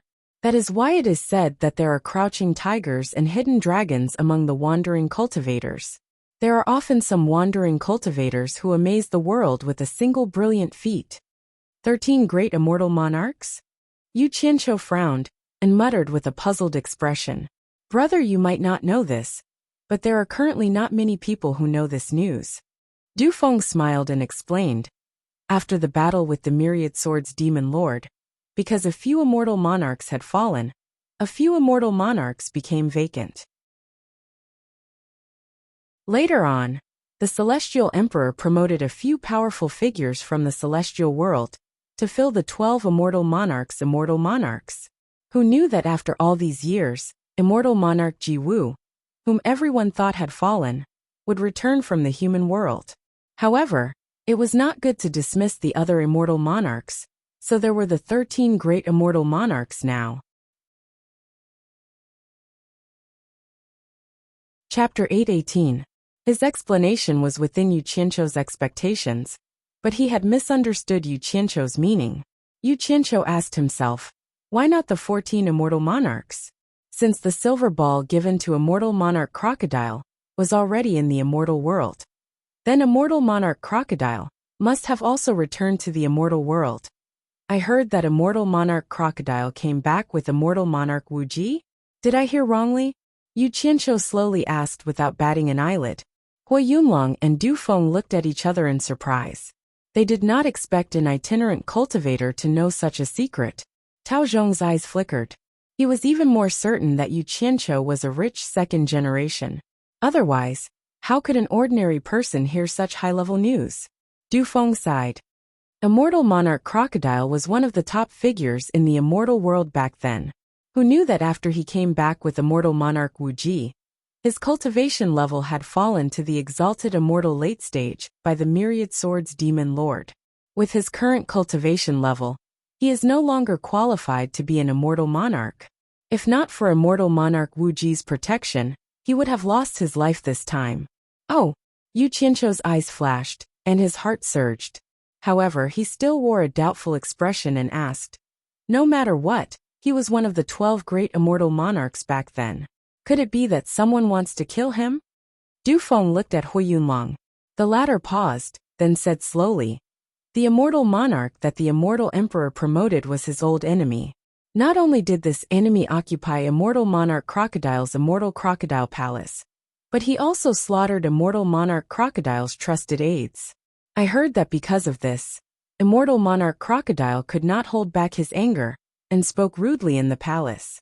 He talked back to the immortal emperor on the spot, and was seriously injured. If not for immortal monarch Wu Ji's protection, I'm afraid immortal monarch Crocodile would have lost his life. I see. Yu Qianqiu nodded slowly, his expression slightly solemn. He couldn't help but sigh in his heart. Old monster. You yourself once said that there's no place for you in the immortal world. Why are you asking for trouble? However, he could understand Immortal Lord Crocodile's feelings. Immortal Lord Crocodile had spent so much effort to return to the celestial world, because he was confident. Perhaps he wanted to find his trusted subordinates, and make a comeback. Who knew that when he returned, he would find that everything had changed. Not only had his trusted subordinates been killed by his enemies, but even his territory had been occupied by them. The most unbearable thing was that all of this was tacitly allowed by the immortal emperor, that he was loyal to all those years ago. This was tantamount to breaking his last trace of hope. So how could he swallow this? It was understandable that he was impulsive. The level of the conversation between the three was too high, so Mu Tianjiao and the others had no right to interrupt. They could only listen quietly from the side. Besides, this kind of high-level grudge was not something they could usually hear. In that case, Immortal Lord Crocodile, who was severely injured by the Immortal Emperor, has been taken away by Immortal Lord Wu Ji? Yu Qianqiu asked again. It should be. Hui Yunlong nodded. Du Feng's eyebrows twitched slightly. He found that Yu Qianqiu seemed to be very concerned about Immortal Lord Crocodile. He could not help but ask, Brother Yu, do you know Immortal Lord Crocodile? Yu Qianqiu was startled. He said in surprise, How could I know him? I'm just a little impressed. It's the first time I've heard of someone daring to talk back to an immortal emperor. If there's a chance, I'd like to meet this audacious Immortal Lord Crocodile. By the way, where is Immortal Lord Wu Ji who took away Immortal Lord Crocodile? Du Feng smiled.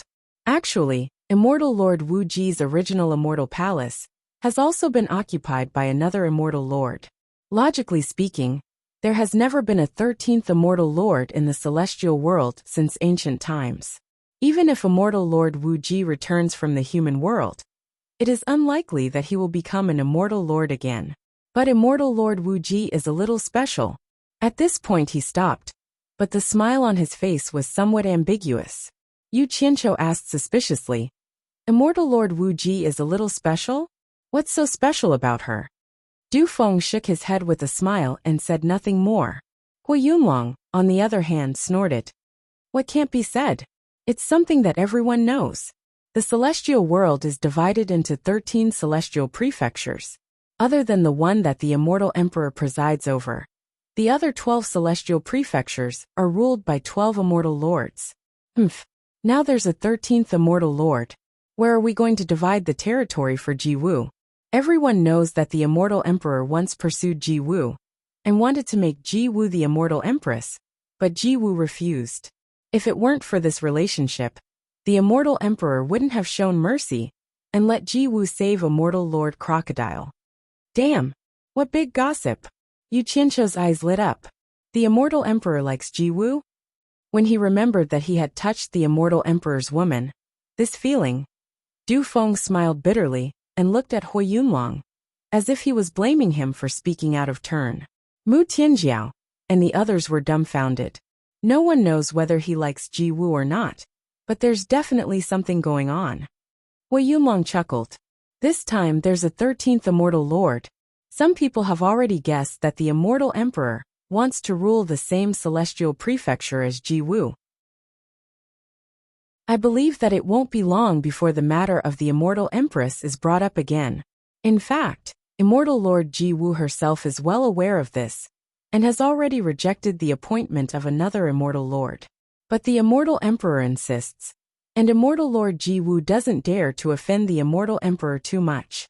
Otherwise, no matter how big the celestial world is, there's no place for her to stand. Du Feng couldn't bear it anymore. He stopped him in a low voice. Hui Yunlong, these are all your guesses. Which eye of yours saw it? Be careful. Hui Yunlong said disdainfully. All the major sects and noble families have people in the celestial palace. Many people have seen this, and I'm not the only one talking about it. Besides, no one has any disrespect for the immortal emperor. They're just exclaiming about Immortal Lord Jiwu's charm. Brother Yu, don't listen to his nonsense. Du Feng changed the topic and smiled. I advise Brother Yu to give up on the idea of meeting Immortal Lord Crocodile. Although he's down and out now, he has Immortal Lord Jiwu's protection. He's not someone people like us can meet. Yu Qianqiu also knew that if he continued to talk about Immortal Lord Crocodile, it would really arouse suspicion. He changed the topic and asked, The two of you must have an extraordinary status in the mythical fire palace and the spirit cultivation sect, right? As he spoke, there was a slight smile on his face as he glanced at the two groups of people standing on the hillside in an orderly manner. These people were completely different from the groups of people from the other sections.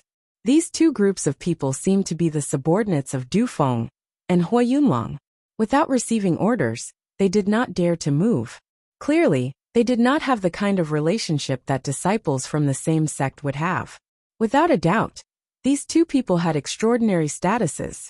Du Feng shook his head and smiled bitterly. Our status is a little bit different. Both of us are blood relatives of our respective sect leaders.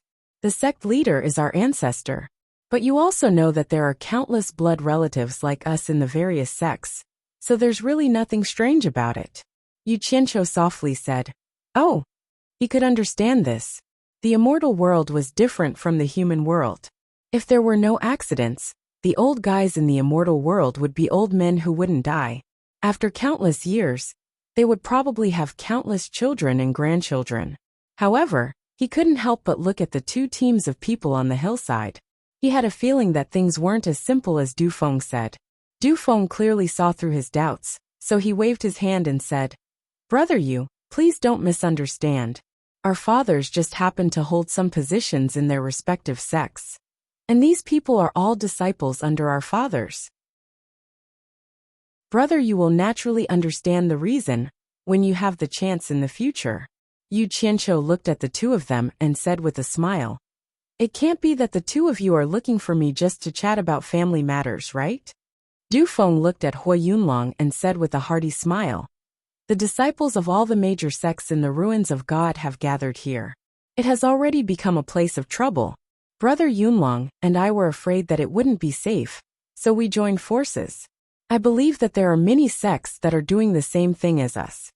As he said that, he swept his gaze across the people from the Four Links Chamber of Commerce. He stared at Yu Qianqiu and asked, I wonder if the Four Links Chamber of Commerce is interested in joining forces with us to search for treasures?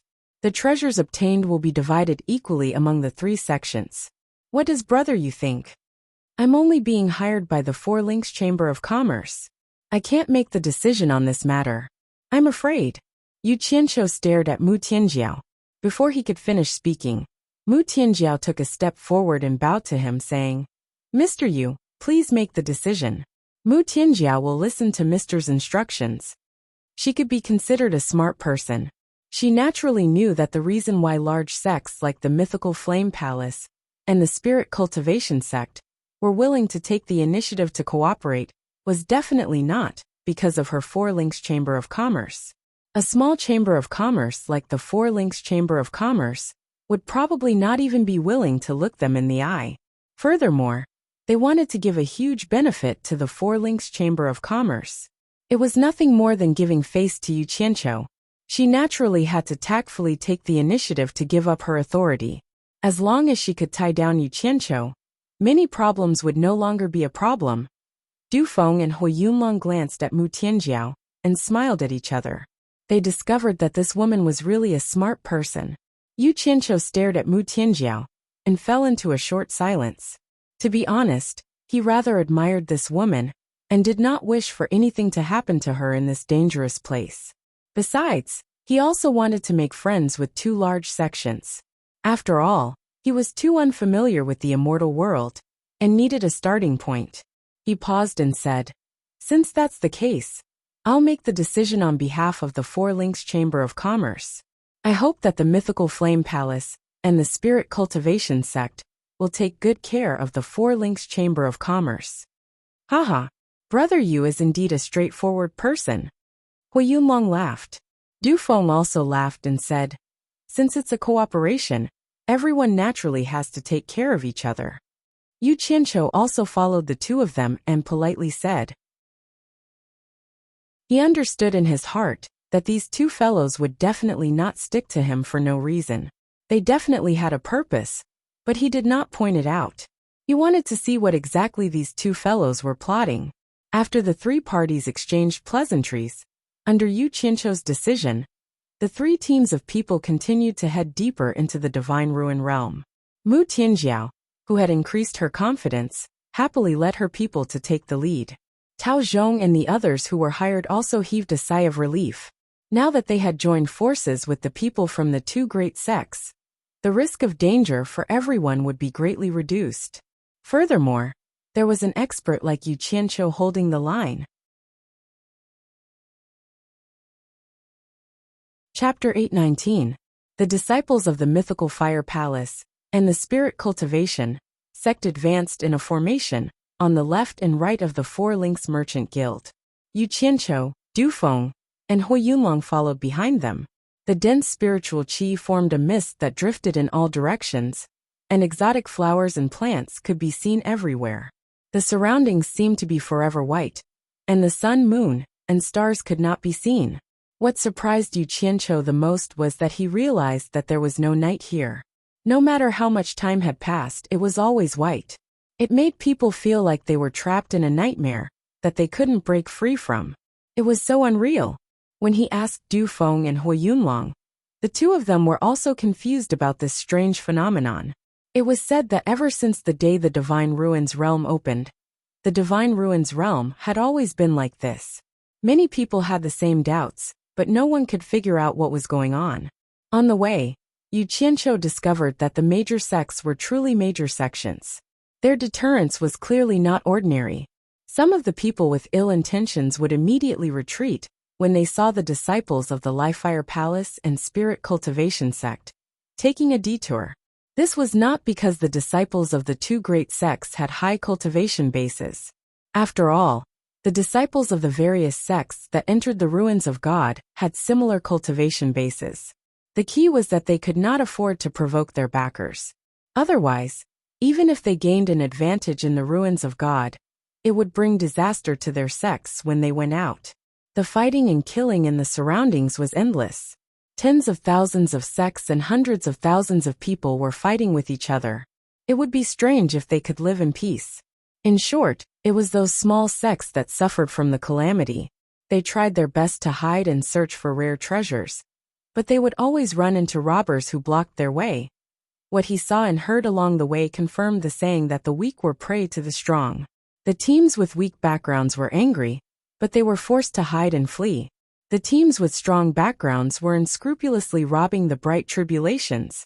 Of course, the disciples of those big sects were not just for show. The sects behind them could stand tall in the immortal world without collapsing. So naturally, they had the ability to show off. The techniques that the disciples cultivated must be unique, and this was also the capital for them to be arrogant. Yu Qianqiu sighed, but he laughed coldly in his heart. He wanted to go back and see how the 300 people he brought were doing. He wondered if they had gotten used to it. But after thinking about it, he dispelled this idea. Although those 300 people came from the human world of cultivation, none of them were easy to deal with. They were all people who struggled to survive in the narrow space of the human world. The disciples of the various sects in the immortal world with superior conditions couldn't compare to them. Those 300 people could be said to be the elites of the elites in the world. As long as they had a suitable cultivation base as a guarantee, they could be thrown anywhere in the immortal world and become an ambitious and ruthless person.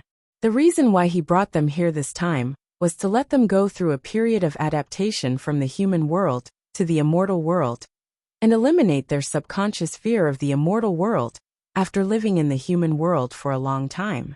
As long as these people's mentality was right, they would be of great use in the immortal world in the future, and they would become his right-hand men. He needed to slowly control and grasp the process. In fact, Yu Qianqiu's initial plan was to wait for the Divine Ruin realm to be open for a month before bringing the Utopia army here to search for spirit herbs. However, there was a very practical worry that made him dispel this idea. Once the Divine Ruin realm was closed, no one knew what the situation inside was like. Furthermore, every member of the Utopia army was only at the tribulation stage, so they couldn't afford to take too much risk. However, he was eager to obtain the immortal herbs that could make him rich. There was definitely a limit to one person's ability, so he set his sights on the soul formation stage lords of the various countries. These people had more experience than the members of the Utopia army. To put it bluntly, the Utopia army could be used as the core combat power, but it was not suitable for them to go out and fight alone. In addition, The immortal palace restricted the entry of the various sects, so the Divine Ruin Realm became the best place for the lords of the various countries to train. Mu Tianjiao had just led a group of people over a small hill when they saw a group of people vigilantly looking around.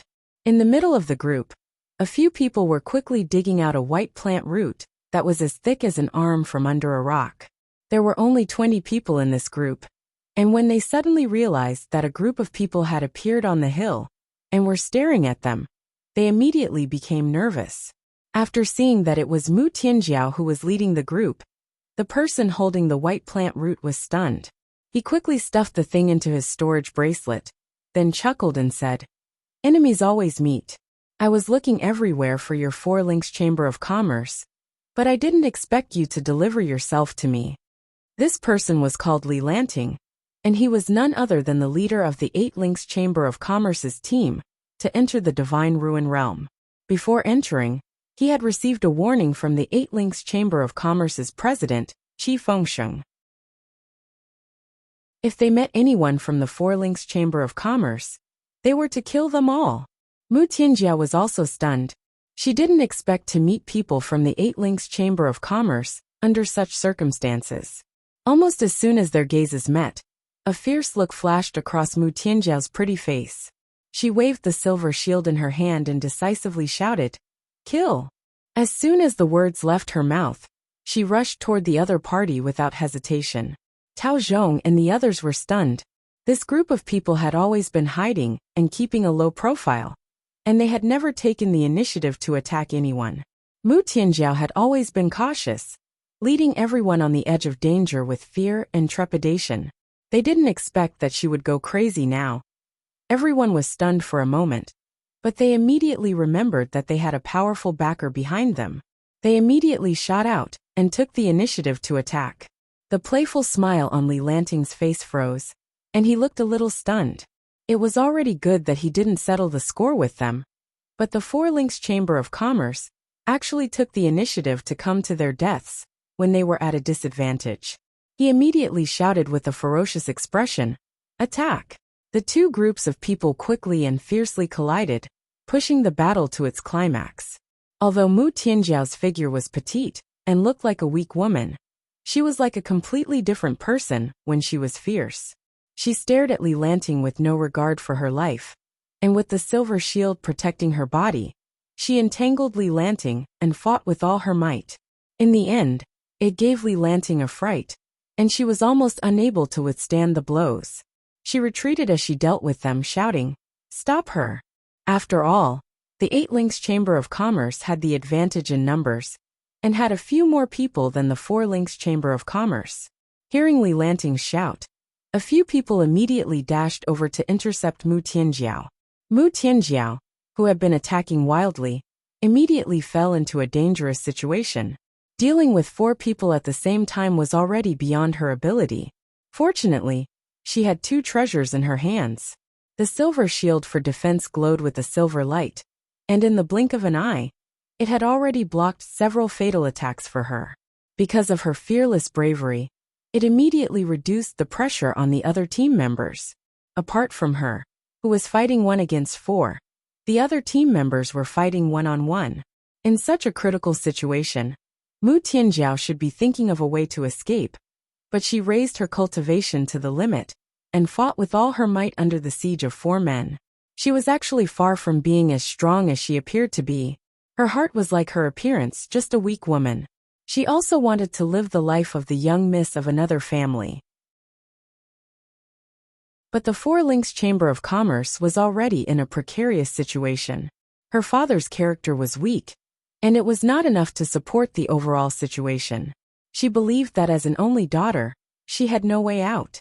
At this time, she could only constantly strive for self-improvement. Hence, she shouldered the heavy burden without any hesitation, and decided to shield her father from the wind and rain. The attacks from the 4 people surrounding her were like a mountain. The web between Mu Tianjiao's thumb and forefinger had already split open from the impact, and fresh blood flowed out. But she still gritted her teeth with a pale face. She knew that Yu Qianqiu and the rest would see it soon, because they were not far from her team. She knew that at this time, She had to become stronger. She could not let everyone look down on her. She had to hold on and let everyone see that even though she was a woman, she did not lose to a man. She knew that if she wanted to gain the respect of others, she had to do things that would make others look at her in a different light. Otherwise, respect would not come even if one begged for it.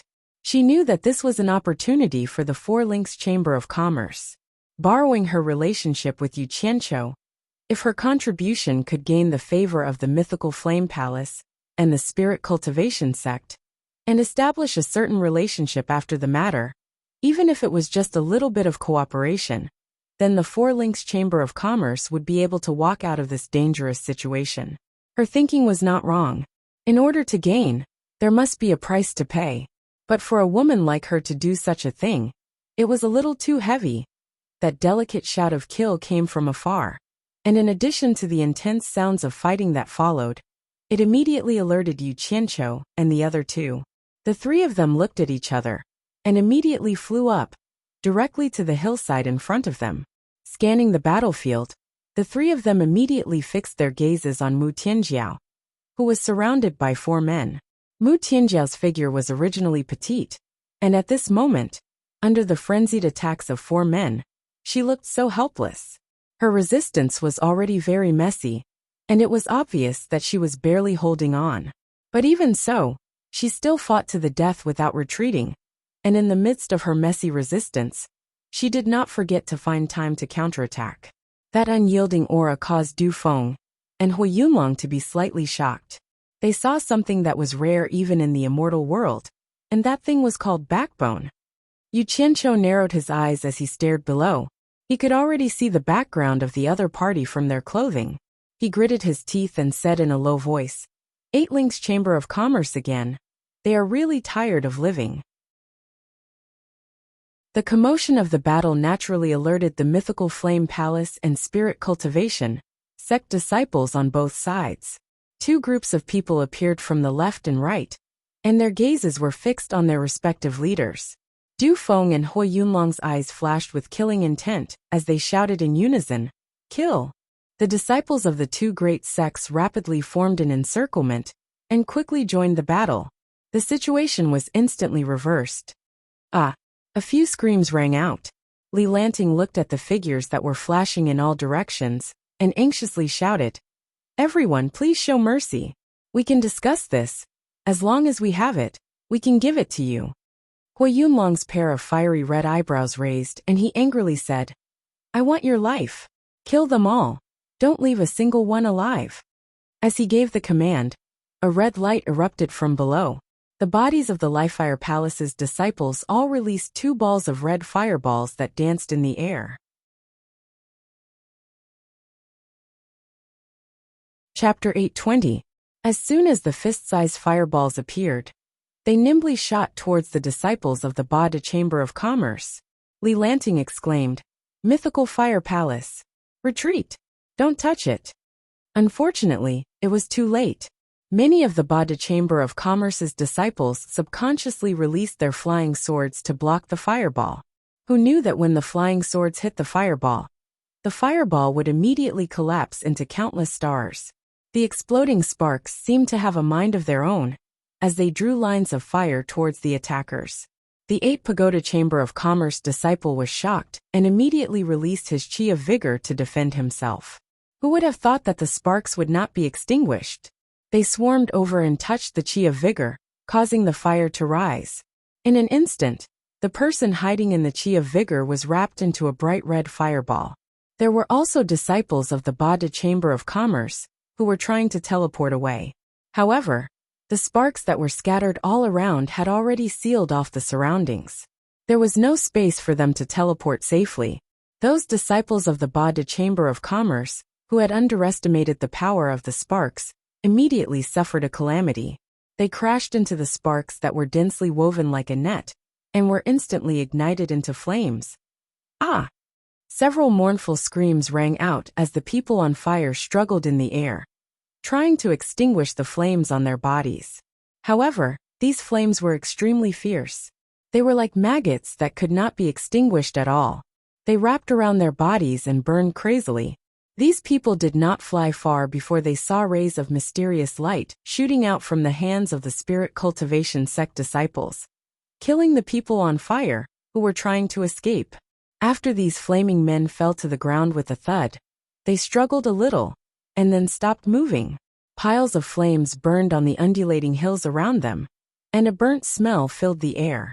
Yu Qianqiu's gaze fell on the hands of the spirit cultivation sect disciples. He saw that each of them was holding a long and narrow silver token in one hand. It was about 2 feet long, wide at the top and narrow at the bottom, and the wider it was, the thinner it was.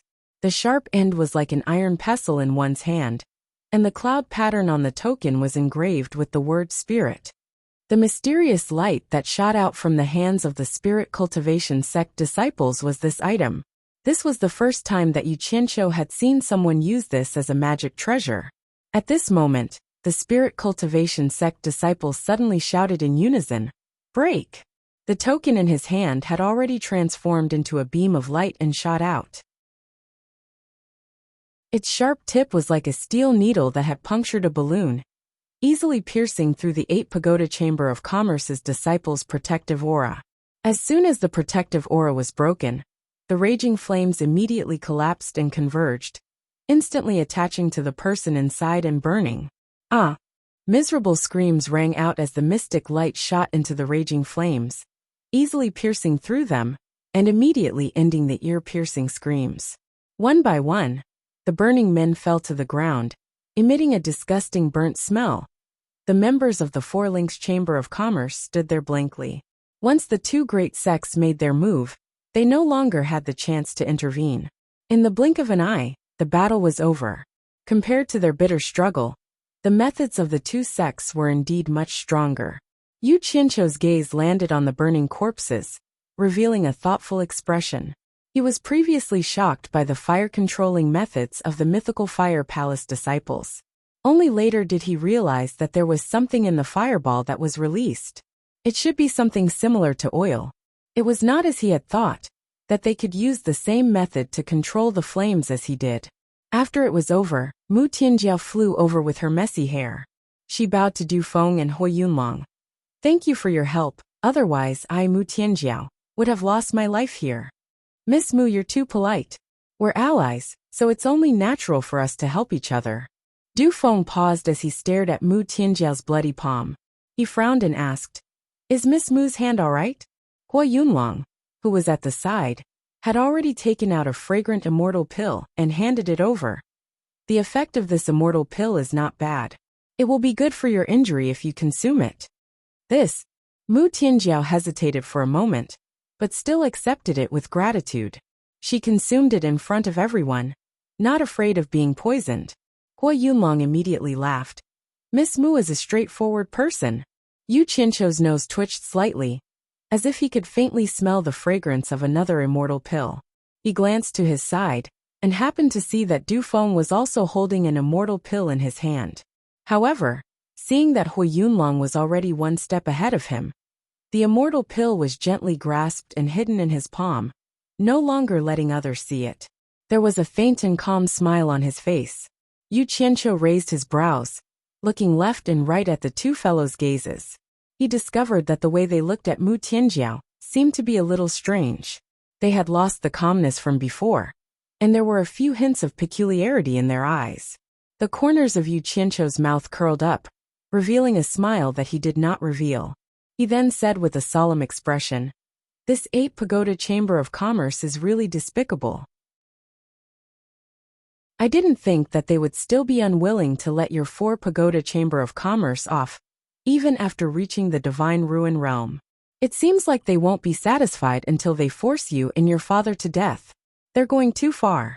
Mu Tianjiao bit her lip and said with grief and indignation, "They never wanted to let us go. When we were outside the Divine Ruin Realm, Qi Fengxing once came to the 4 Pagoda Chamber of Commerce's shop and threatened us.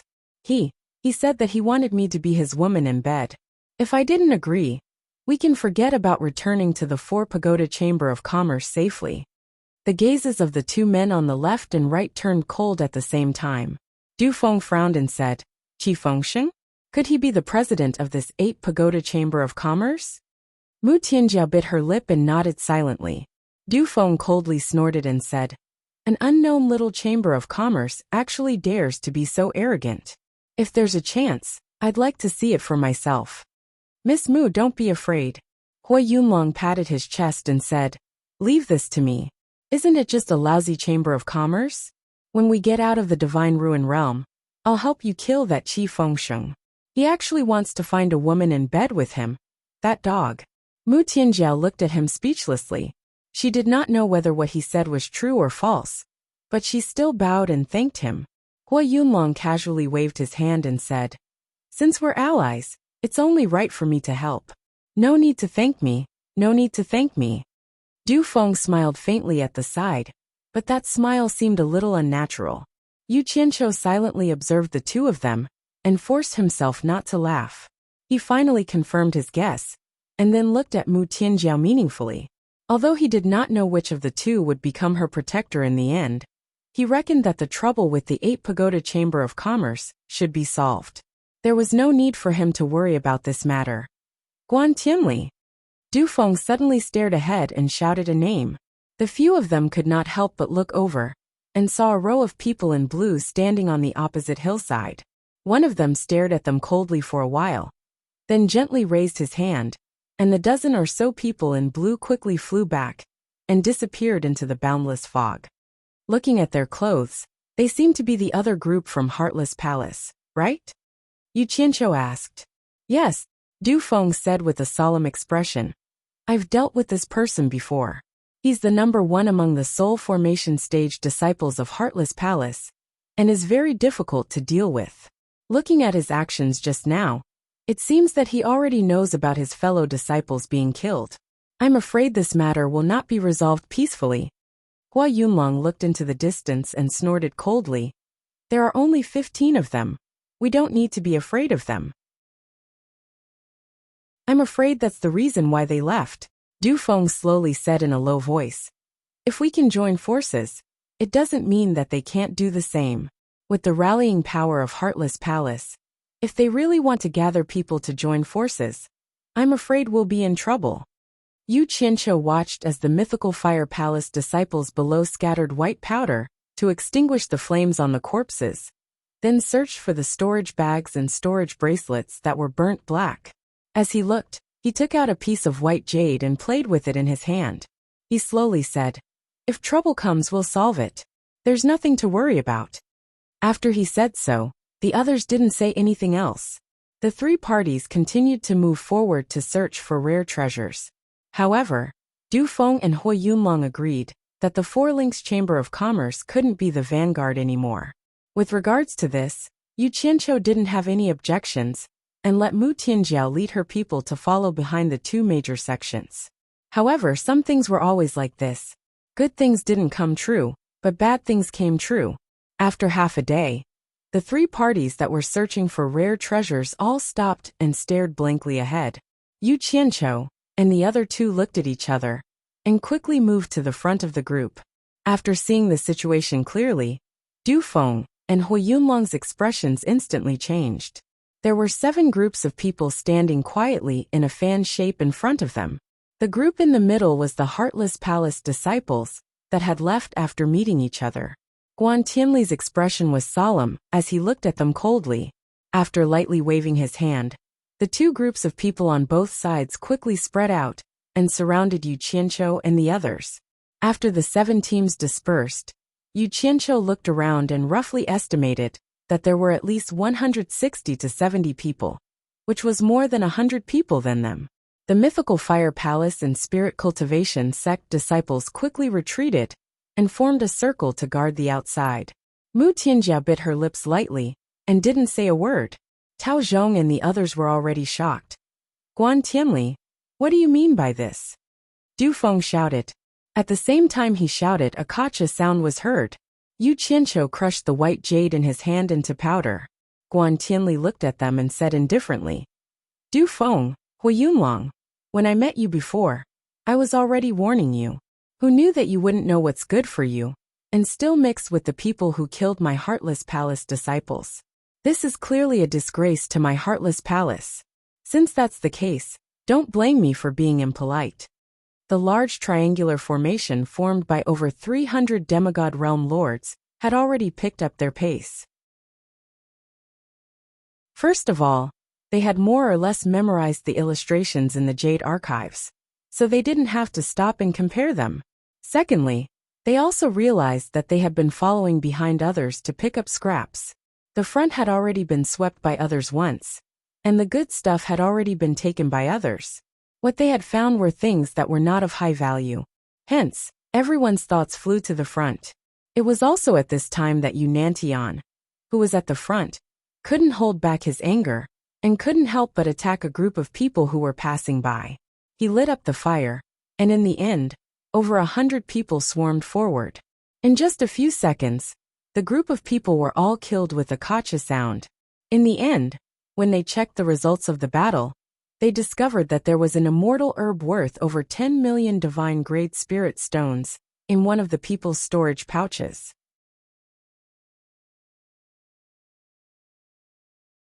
Chapter 821.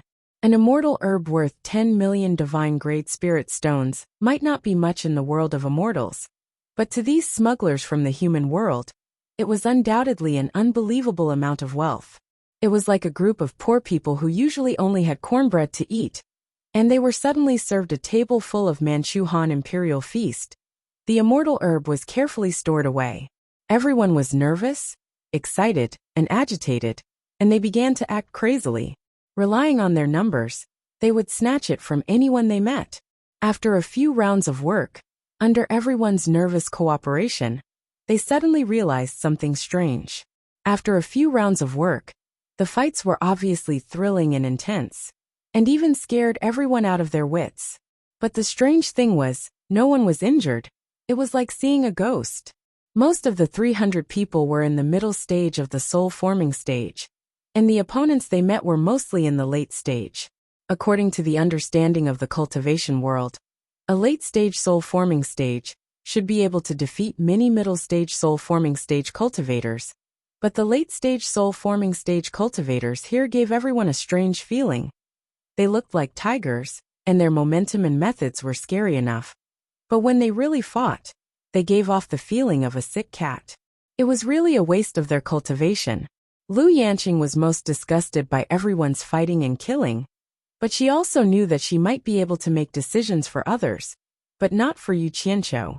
In the beginning, when people came to hand over the things they stole, she would always advise everyone to stop fighting and killing. But now that everyone had tasted the sweetness, and their confidence was at its peak, how could they give up so easily? But it was not good to reject her. So someone immediately brought up Yu Qianqiu, saying, "We have no choice. I don't want to fight and kill either. But we can't disobey the torture envoy. Why don't you tell the torture envoy? As long as he says something, we will stop immediately." Lu Yanqing was speechless. How could she persuade Yu Qianqiu? That guy had never taken her. The world's most beautiful woman seriously. Everyone was a wily old fox, and when they saw that bringing up Yu Qianqiu was useful, they all followed suit, making Lu Yanqing speechless. Lu Yanqing had no choice but to pretend that she did not hear or see anything. She focused all her energy on the Jade Archive and the immortal herbs that everyone had sent over. After a massacre, the surroundings were a mess. Yunantion, who was wearing a white velvet robe, glanced at the corpses on the ground gracefully and said to himself with a mocking expression, "The cultivators of the immortal realm are just so." His gaze fell on a severed hand at his feet. He opened his palm and immediately grabbed the severed hand. He slowly pulled off a storage bracelet from his severed hand and casually threw it away. Then, he took out a piece of white silk cloth and blew a few hot breaths on the storage bracelet. While watching everyone collect the spoils of war, he wiped the storage bracelet with the white silk cloth. Only after wiping the storage bracelet until it was shiny did he put it on his left hand. He tossed the white handkerchief aside and raised his right hand and left hand side by side. There was a storage bracelet on each of his wrists, making for an interesting contrast. Yunantion smiled with satisfaction. At this moment, Xu Xan of the Womanland flashed to his side. She stared at the two bracelets on his wrists and frowned. Yunantion. We agreed that we would hand over the items and then distribute them together. Why are you wearing them on your own wrist? Yunantion said disapprovingly. Who said I wasn't going to hand them over? I just wanted to try them on first. You don't say. Things from the immortal realm are really good. It's too ugly to wear a storage bag on one's body. Look at this bracelet. It has a lot of space inside. The most important thing is that it's beautiful and elegant. It's no different from an ornament. I like it. If I can give one to each of my female disciples, I believe they will look good on their hands. Shu Xian handed the storage pouch to him with a look of disdain and said, This is what we collected. Send it over. Yunantion withdrew his hands into his fluffy sleeves and frowned. Your old lover, Nongzhu, is in there. You can send it yourself. Why do you want me to send it? I'm not your subordinate. I can go by myself. A trace of pain flashed across Shu Xian's face. She gritted her teeth and said, He killed 3 of my sworn brothers. I don't want to see him again. Yunantion was stunned. Then he remembered that Nongzhu killed Hua Zongming and others on Xianxian Island. He shook his head slightly and said, Shu Xian, let me give you a piece of advice. Let bygones be bygones. Now the most important thing is to work together, and not to have internal strife. Think about how many pioneers in the cultivation world dream of achieving immortality. Unfortunately, they can't get it. Now the opportunity is right in front of you. You should think about it carefully. Who said I want to have internal strife? I just don't want to see him again. Shu Xian carried the storage pouch and said angrily, Are you going or not? Yunantion sneered and said, A woman should act like a woman. You look like a tigress. No wonder Nongzhu doesn't want you. What did you say? Shu Xian roared crazily. Yunantion snatched the storage pouch from her hand and disappeared instantly. When he came to the center of the triangular formation, he immediately found Nongzhu and complained, Nongzhu, Shu Xian is too unreasonable. You should discipline her. Unexpectedly, after a long time, he saw Nongzhu staring at the front with a serious expression. When Lanfeng and Hu Changshu also noticed the abnormality. When Lanfeng asked, Nongzhu, what's wrong with you? Nongzhu took out a piece of jade and frowned deeply. She said, When Yu Qianqiu left, we each injected a strand of divine sense into a piece of jade to exchange information. The main reason was that he was afraid that we couldn't find him when we were in trouble. But just now I sensed that my divine sense had been released from the jade. He should have crushed the jade. What does Yu Qianqiu want to tell us? Hu Changshu pondered and said, Could it be that he encountered some danger or found some precious treasure? Yunantion was stunned and said, It's okay to find a precious treasure, but please don't let anything happen to him. If something happens to him, no matter how many things we grab, it's useless. We can't get out, and we can't go back. Are we going to be trapped in the divine ruin realm? Jinx! What can happen to that guy with his ability? Although Nongzhu said so, she was actually worried in her heart. She looked around and said solemnly, No matter what, since he crushed the jade, it means that he is summoning us. Immediately gather everyone and quickly follow me. Several people already felt that something was wrong. They did not dare to hesitate and quickly gathered people. After a while, more than 300 people gathered again. Under the leadership of Nongzhu, they flew all the way unscrupulously. The sudden gathering of so many people across the sky scared the small teams of various sects below. Fortunately, these people did not have any intention to attack them. After the disciples of various sects watched these people go far away, they all suspected that something big had happened ahead, or some precious treasure had appeared. Otherwise, it would be impossible for so many sects to gather together and act together. These people's clothes look varied. Why do I feel that they don't look like disciples of the celestial world sects? The crowd below thought as they watched them fly away. The person beside him laughed and said, There are no less than 10,000 sects, chambers of commerce and clans in the celestial world. Can you recognize all of them? The former frowned and said, These people don't have a uniform. Don't tell me that they are made up of people from hundreds of sections. The latter rubbed his chin and pondered. You don't say, it really is possible. I know one of them, and have interacted with him once. He is a disciple of the Chaotian Palace. His name is Shui Mingqing. Mythical Fire Palace, Spirit Cultivation Sect, and Four Links Chamber of Commerce were surrounded. Du Feng looked around and shouted in a deep voice, "What benefits did the Heartless Palace give you? You actually helped them to deal with us. We are all famous sects. There is no need to be so extreme, right? Aren't you afraid of causing a war between sects?" Guan Tianli said indifferently. Du Feng, you think too highly of yourself. Do you think that the Mythical Fire Palace and the Spirit Cultivation Sect will start a war with the various sects for the two of you? Hua Yunlong flew into a rage. Guan Tianli, don't go overboard. Who doesn't know that your Heartless Palace's people are plundering and slaughtering disciples of other sects in the ruins of God?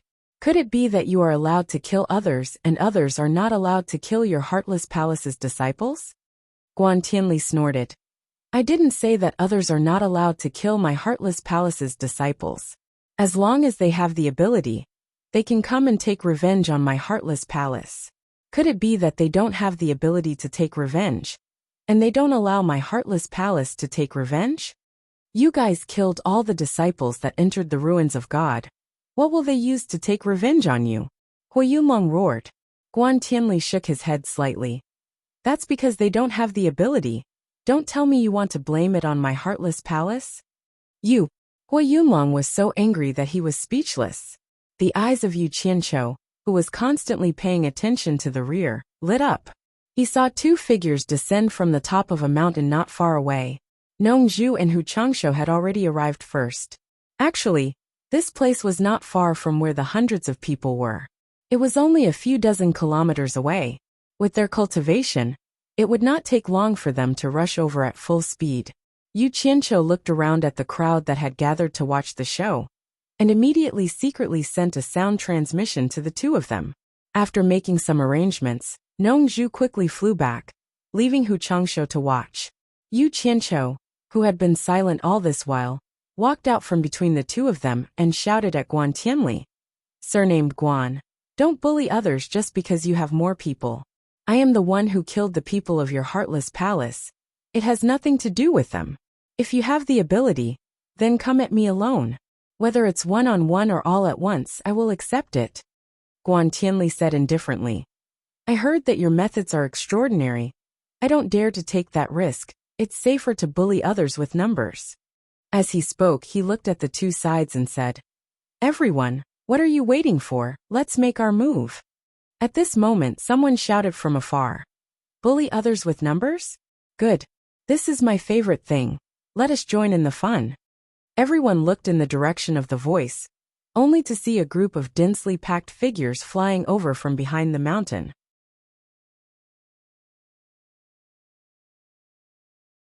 Chapter 822.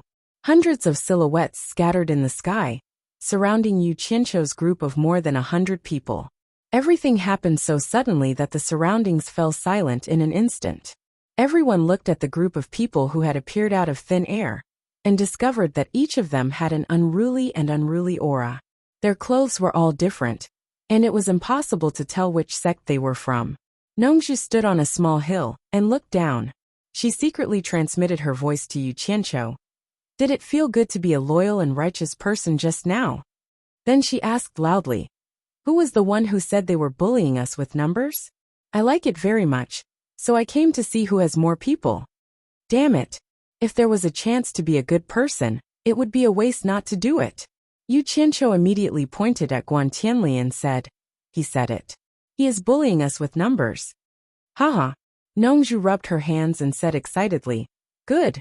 Let's learn from each other.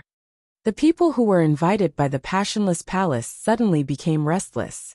No one expected such a thing to happen. In the blink of an eye, they were surrounded, and all of them were on guard. The people who were watching from afar also became restless. They knew there was a big show to watch. Some of them even hoped that these people would fight to the death, so that they could take advantage of the situation. Guan Tianli's pupils suddenly shrank. He stared at Du Feng and Hua Yunlong and said, So you still have some tricks up your sleeves. No wonder you dared to mix with the people who killed the Passionless Palace's disciples. You purposely lured me to take the bait. I admire you. Du Feng and Hui Yunlong looked at each other in dismay. The two of them had no idea where Nong Zhu and the rest came from. The blank expressions on their faces showed that they didn't know if they were happy or lucky. The disciples of the mythical fire palace and the spirit cultivation sect also looked at each other. Everyone was confused and didn't know what was going on. Guan Tianli furrowed his brows. From the expressions of Du Feng and the others, he could see that the two groups of people were not together at all. He immediately cupped his hands at Nongzhu and said, "I am Guan Tianli, a disciple of the Passionless Palace. I wonder which sect you are from. We have no enmity in the past, so there is no need to make things difficult. As long as brother is magnanimous, my heartless palace will definitely remember this favor." His words sounded like he was using the Heartless Palace to scare them, but these people didn't even know what the Heartless Palace was. Nongzhu followed Yu Qianqiu's instructions and turned her head to look at Shui Mingqing beside her. Shui Mingqing immediately took a step forward, stared at Guan Tianli and roared angrily. "Guan Tianli, who said we have no enmity in the past? My Skyward Palace's disciples were killed by your Heartless Palace's Che Miqian, and I'm the only one left. I might as well tell you that these friends from various sects were all invited by me to take revenge." When he stood in the crowd, no one recognized him at first. When he stood out from the crowd, some people in the crowd who were watching the fun immediately began to talk about him, saying that they had seen Shui Mingqing, and that he was indeed a disciple of the Palace of Heaven. Now the crowd was in an uproar. They didn't expect that the Heartless Palace would be so cruel, that they even dared to kill the people of the Palace of Heaven. The Palace of Heaven was not an ordinary sect, but the #1 alchemy sect in the immortal world. In fact, as soon as Shui Mingqing arrived here and saw Yu Qianqiu and Nongzhu's performance, he immediately realized that he had been used by them. But he had no other choice. Besides, he also wanted to do this, as long as he could avenge the death of his fellow disciples, not to mention that he could not vent his anger. Even if he did not bring back the rare treasures, he would still be famous when he returned to the sect, and his future in the Skyward Palace would be bright. A big sect like theirs was actually not short of money. Sometimes face was more important than treasures and money. That's right. Nongzhu looked around at the crowd and said loudly, "Although we have more than 300 brothers here from various sects, we have all been helped by the Palace of Heaven. Today, there are disciples of the Palace of Heaven reporting the funeral, which shocked us greatly. I didn't expect such an inhumane thing to happen. Since the disciples of the Palace of Heaven are begging us, it's time for us to repay their kindness. Brothers, don't you think so?" Yes. More than 300 lords waved their arms and shouted with righteous indignation. In their hearts, however, they were all laughing. How many years had it been since they played such childish tricks? The onlookers were speechless. The Palace of Heaven was indeed the Palace of Heaven, worthy of being the #1 alchemy sect in the immortal world. As long as they left one person alive, they would immediately attract a large number of helpers to take revenge. Oh my! More than 300 sects all sent people to fight back. This momentum was even stronger than that of the Heartless Palace. The most terrifying thing that everyone thought of was that if something happened to someone from these more than 300 sects, would other people come to take revenge? More than 300 sects had entered the realm of the Divine Ruin, which was close to 10,000 people. Even 1/10 of them was not a joke. Guan Tianli's expression darkened. He stared at Shui Mingqing and said slowly, "Brother Shui, I'm afraid there's some misunderstanding in this matter. However, since it has already happened, the Heartless Palace will not shirk responsibility. I will definitely report to the sect after this. I believe that the Heartless Palace will definitely give your Palace of Heaven an explanation. I hope that Brother Shui won't let the misunderstanding between our sects deepen. After all, there are so many pairs of eyes watching here. If the matter gets out of hand, it's impossible for it not to spread." What he meant was that he was using the name of the Heartless Palace to oppress people again. Hui Yunlong immediately laughed and said, "Guan Tianli, didn't you just say that anyone who has the ability to take revenge on the Heartless Palace can come? Why are you afraid now?" The 6 sects that Guan Tianli had invited to help were already exchanging glances with each other, as if they wanted to take the opportunity to escape. Yu Qianqiu, who was silently observing the surroundings, narrowed his eyes and immediately transmitted his voice to Nongzhu and the others. Why are you talking nonsense with them? Kill them. Guan Tianli glanced around and snorted coldly. Shui Mingqing, you better think this through. Although we only have 160 to 170 people, we have many soul transformation final stage experts. Although you've invited many people, most of them are only at the soul transformation middle stage. It's not certain who will win. He was trying to calm the other 6 sections. Just as Nongzhu was about to make the first move, Yu Qianqiu suddenly shouted from below. T. Don't forget that there are still the 3 of us. Give me your lives. Before he finished speaking, he had already shot towards the people of the Heartless Palace. A group of densely packed black shadows burst out from his sleeves. The lords of the various countries couldn't hold back any longer and wanted to make a move. Nongzhu had just given the signal, but Yu Qianqiu had already ignited the fire first. Not to be outdone, everyone immediately swarmed to attack. Mu Tianjiao clenched her teeth and slammed her sword against her shield. With a clang she shouted, "Kill!" She had already made up her mind to fight for the future of the Four Links Chamber of Commerce, so she did not want to be outdone. Seeing that she had already rushed out, Du Feng and Hu Yunlong shouted almost at the same time, "Kill!" Rumble. The earth shook and loud noises rang out continuously. The few groups of people madly collided with each other. With the addition of the mythical fire palace, there was suddenly fire everywhere, and the place instantly became a pot of porridge. The surrounding people who were watching the battle quickly retreated, afraid of being implicated. The group of people from the Heartless Palace shot out their flying swords at the same time. No one knew what their flying swords were made of, but they actually blocked the attack of the black flame flying swords. Guan Tianli shouted angrily, "Kill him first." The flying swords that shook off the black flame flying swords immediately rushed over with the force of thunder. The joint attack of 15 experts at the soul transformation final stage was no small matter. Just the momentum alone was almost enough to make it hard for Yu Qianqiu to open his eyes. Nongzhu, who had taken the time to glance over, was shocked.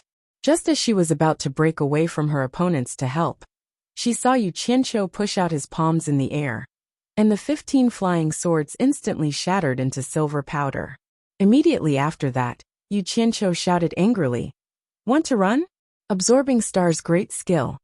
Before he finished speaking, 15 clouds of white smoke exploded in the air. The black flame flying swords that were shaken away were like a flock of crows fighting for food, and they respectively burrowed into the 15 clouds of white smoke.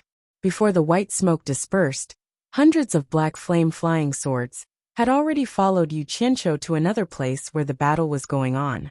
Such a ferocious scene made many people shiver uncontrollably. When the white smoke dissipated, only 15 storage bracelets fell to the ground. As for Guan Tianli and the other 15 people, they were already nowhere to be seen. Nongzhu, who had used the shape displacement transposition technique, was really speechless. The strength of Yu Qianqiu had already exceeded her imagination. One absorbing star's great skill actually killed 15 experts at the soul transformation final stage at the same time. In her grief and indignation, she resolutely turned around and caught her opponents to vent her anger. However, to the soul transformation final stage experts from the various countries, the scene of Yu Qianqiu killing the 15 experts at the soul transformation final stage instantly made them feel refreshed, and they felt a sense of pride. This is our world's #1 expert. Of course he's powerful. However, this scene was no different from a nightmare to the remaining disciples of the 6 sections. When they saw Yu Qianqiu rushing over with a group of flying swords, they were instantly scared out of their wits. They were already in a situation where they were outnumbered, and they were barely able to put up a fight. As soon as Yu Qianqiu arrived, they panicked and were instantly beaten to death by the people surrounding them. They died such an unjust death. When there was no work to be done in one area, Yu Qianqiu immediately flew to another area. However, wherever he flew to, There was a sea of dead and injured people there, and he didn't even have a chance to help. After this jinx had gone one round, the battle was over. The various feudal lords were already in a complete mess, and they were frantically fighting over the storage bracelets and storage pouches from the corpses. This scene had Du Feng and the others completely dumbfounded. When they came to their senses and wanted to search for the spoils of war, they found that they didn't even get a single strand of hair from the corpses. On the other hand, the feudal lords were showing off to each other. One of them was holding 2 storage bracelets, and the other was holding 5 storage pouches, and they were winking at each other. Yunantian was the one who reacted the fastest. This guy was the first to rush to the place where Yu Qianqiu killed the 15 people, and he took all the 15 storage bracelets for himself. He was holding a large pile of storage bracelets, and he couldn't stop laughing. He had completely lost the graceful and elegant temperament that he had always maintained. It's over so soon? Yu Qianqiu stopped in the air and was slightly stunned. To be honest, he hadn't fought to his heart's content for a long time. He thought that he could fight to his heart's content this time, because there were many people. But who knew that it would be over so soon? Why couldn't he find an opponent with the absorbing star's great skill? Sigh! Yu Qianqiu looked into the distance speechlessly. He now thought that he had found a little bit of the lonely and invincible feeling of Bai Changchun. You're tuning in to the Li Mei's Sword of Destiny YouTube channel. We're so grateful for your support. And don't forget to subscribe to join us on this incredible journey through captivating stories. Your generosity through donations truly makes a world of difference, as it's the primary source of revenue that allows me to expand and enhance this channel for you. Thank you from the bottom of my heart for being a part of this adventure.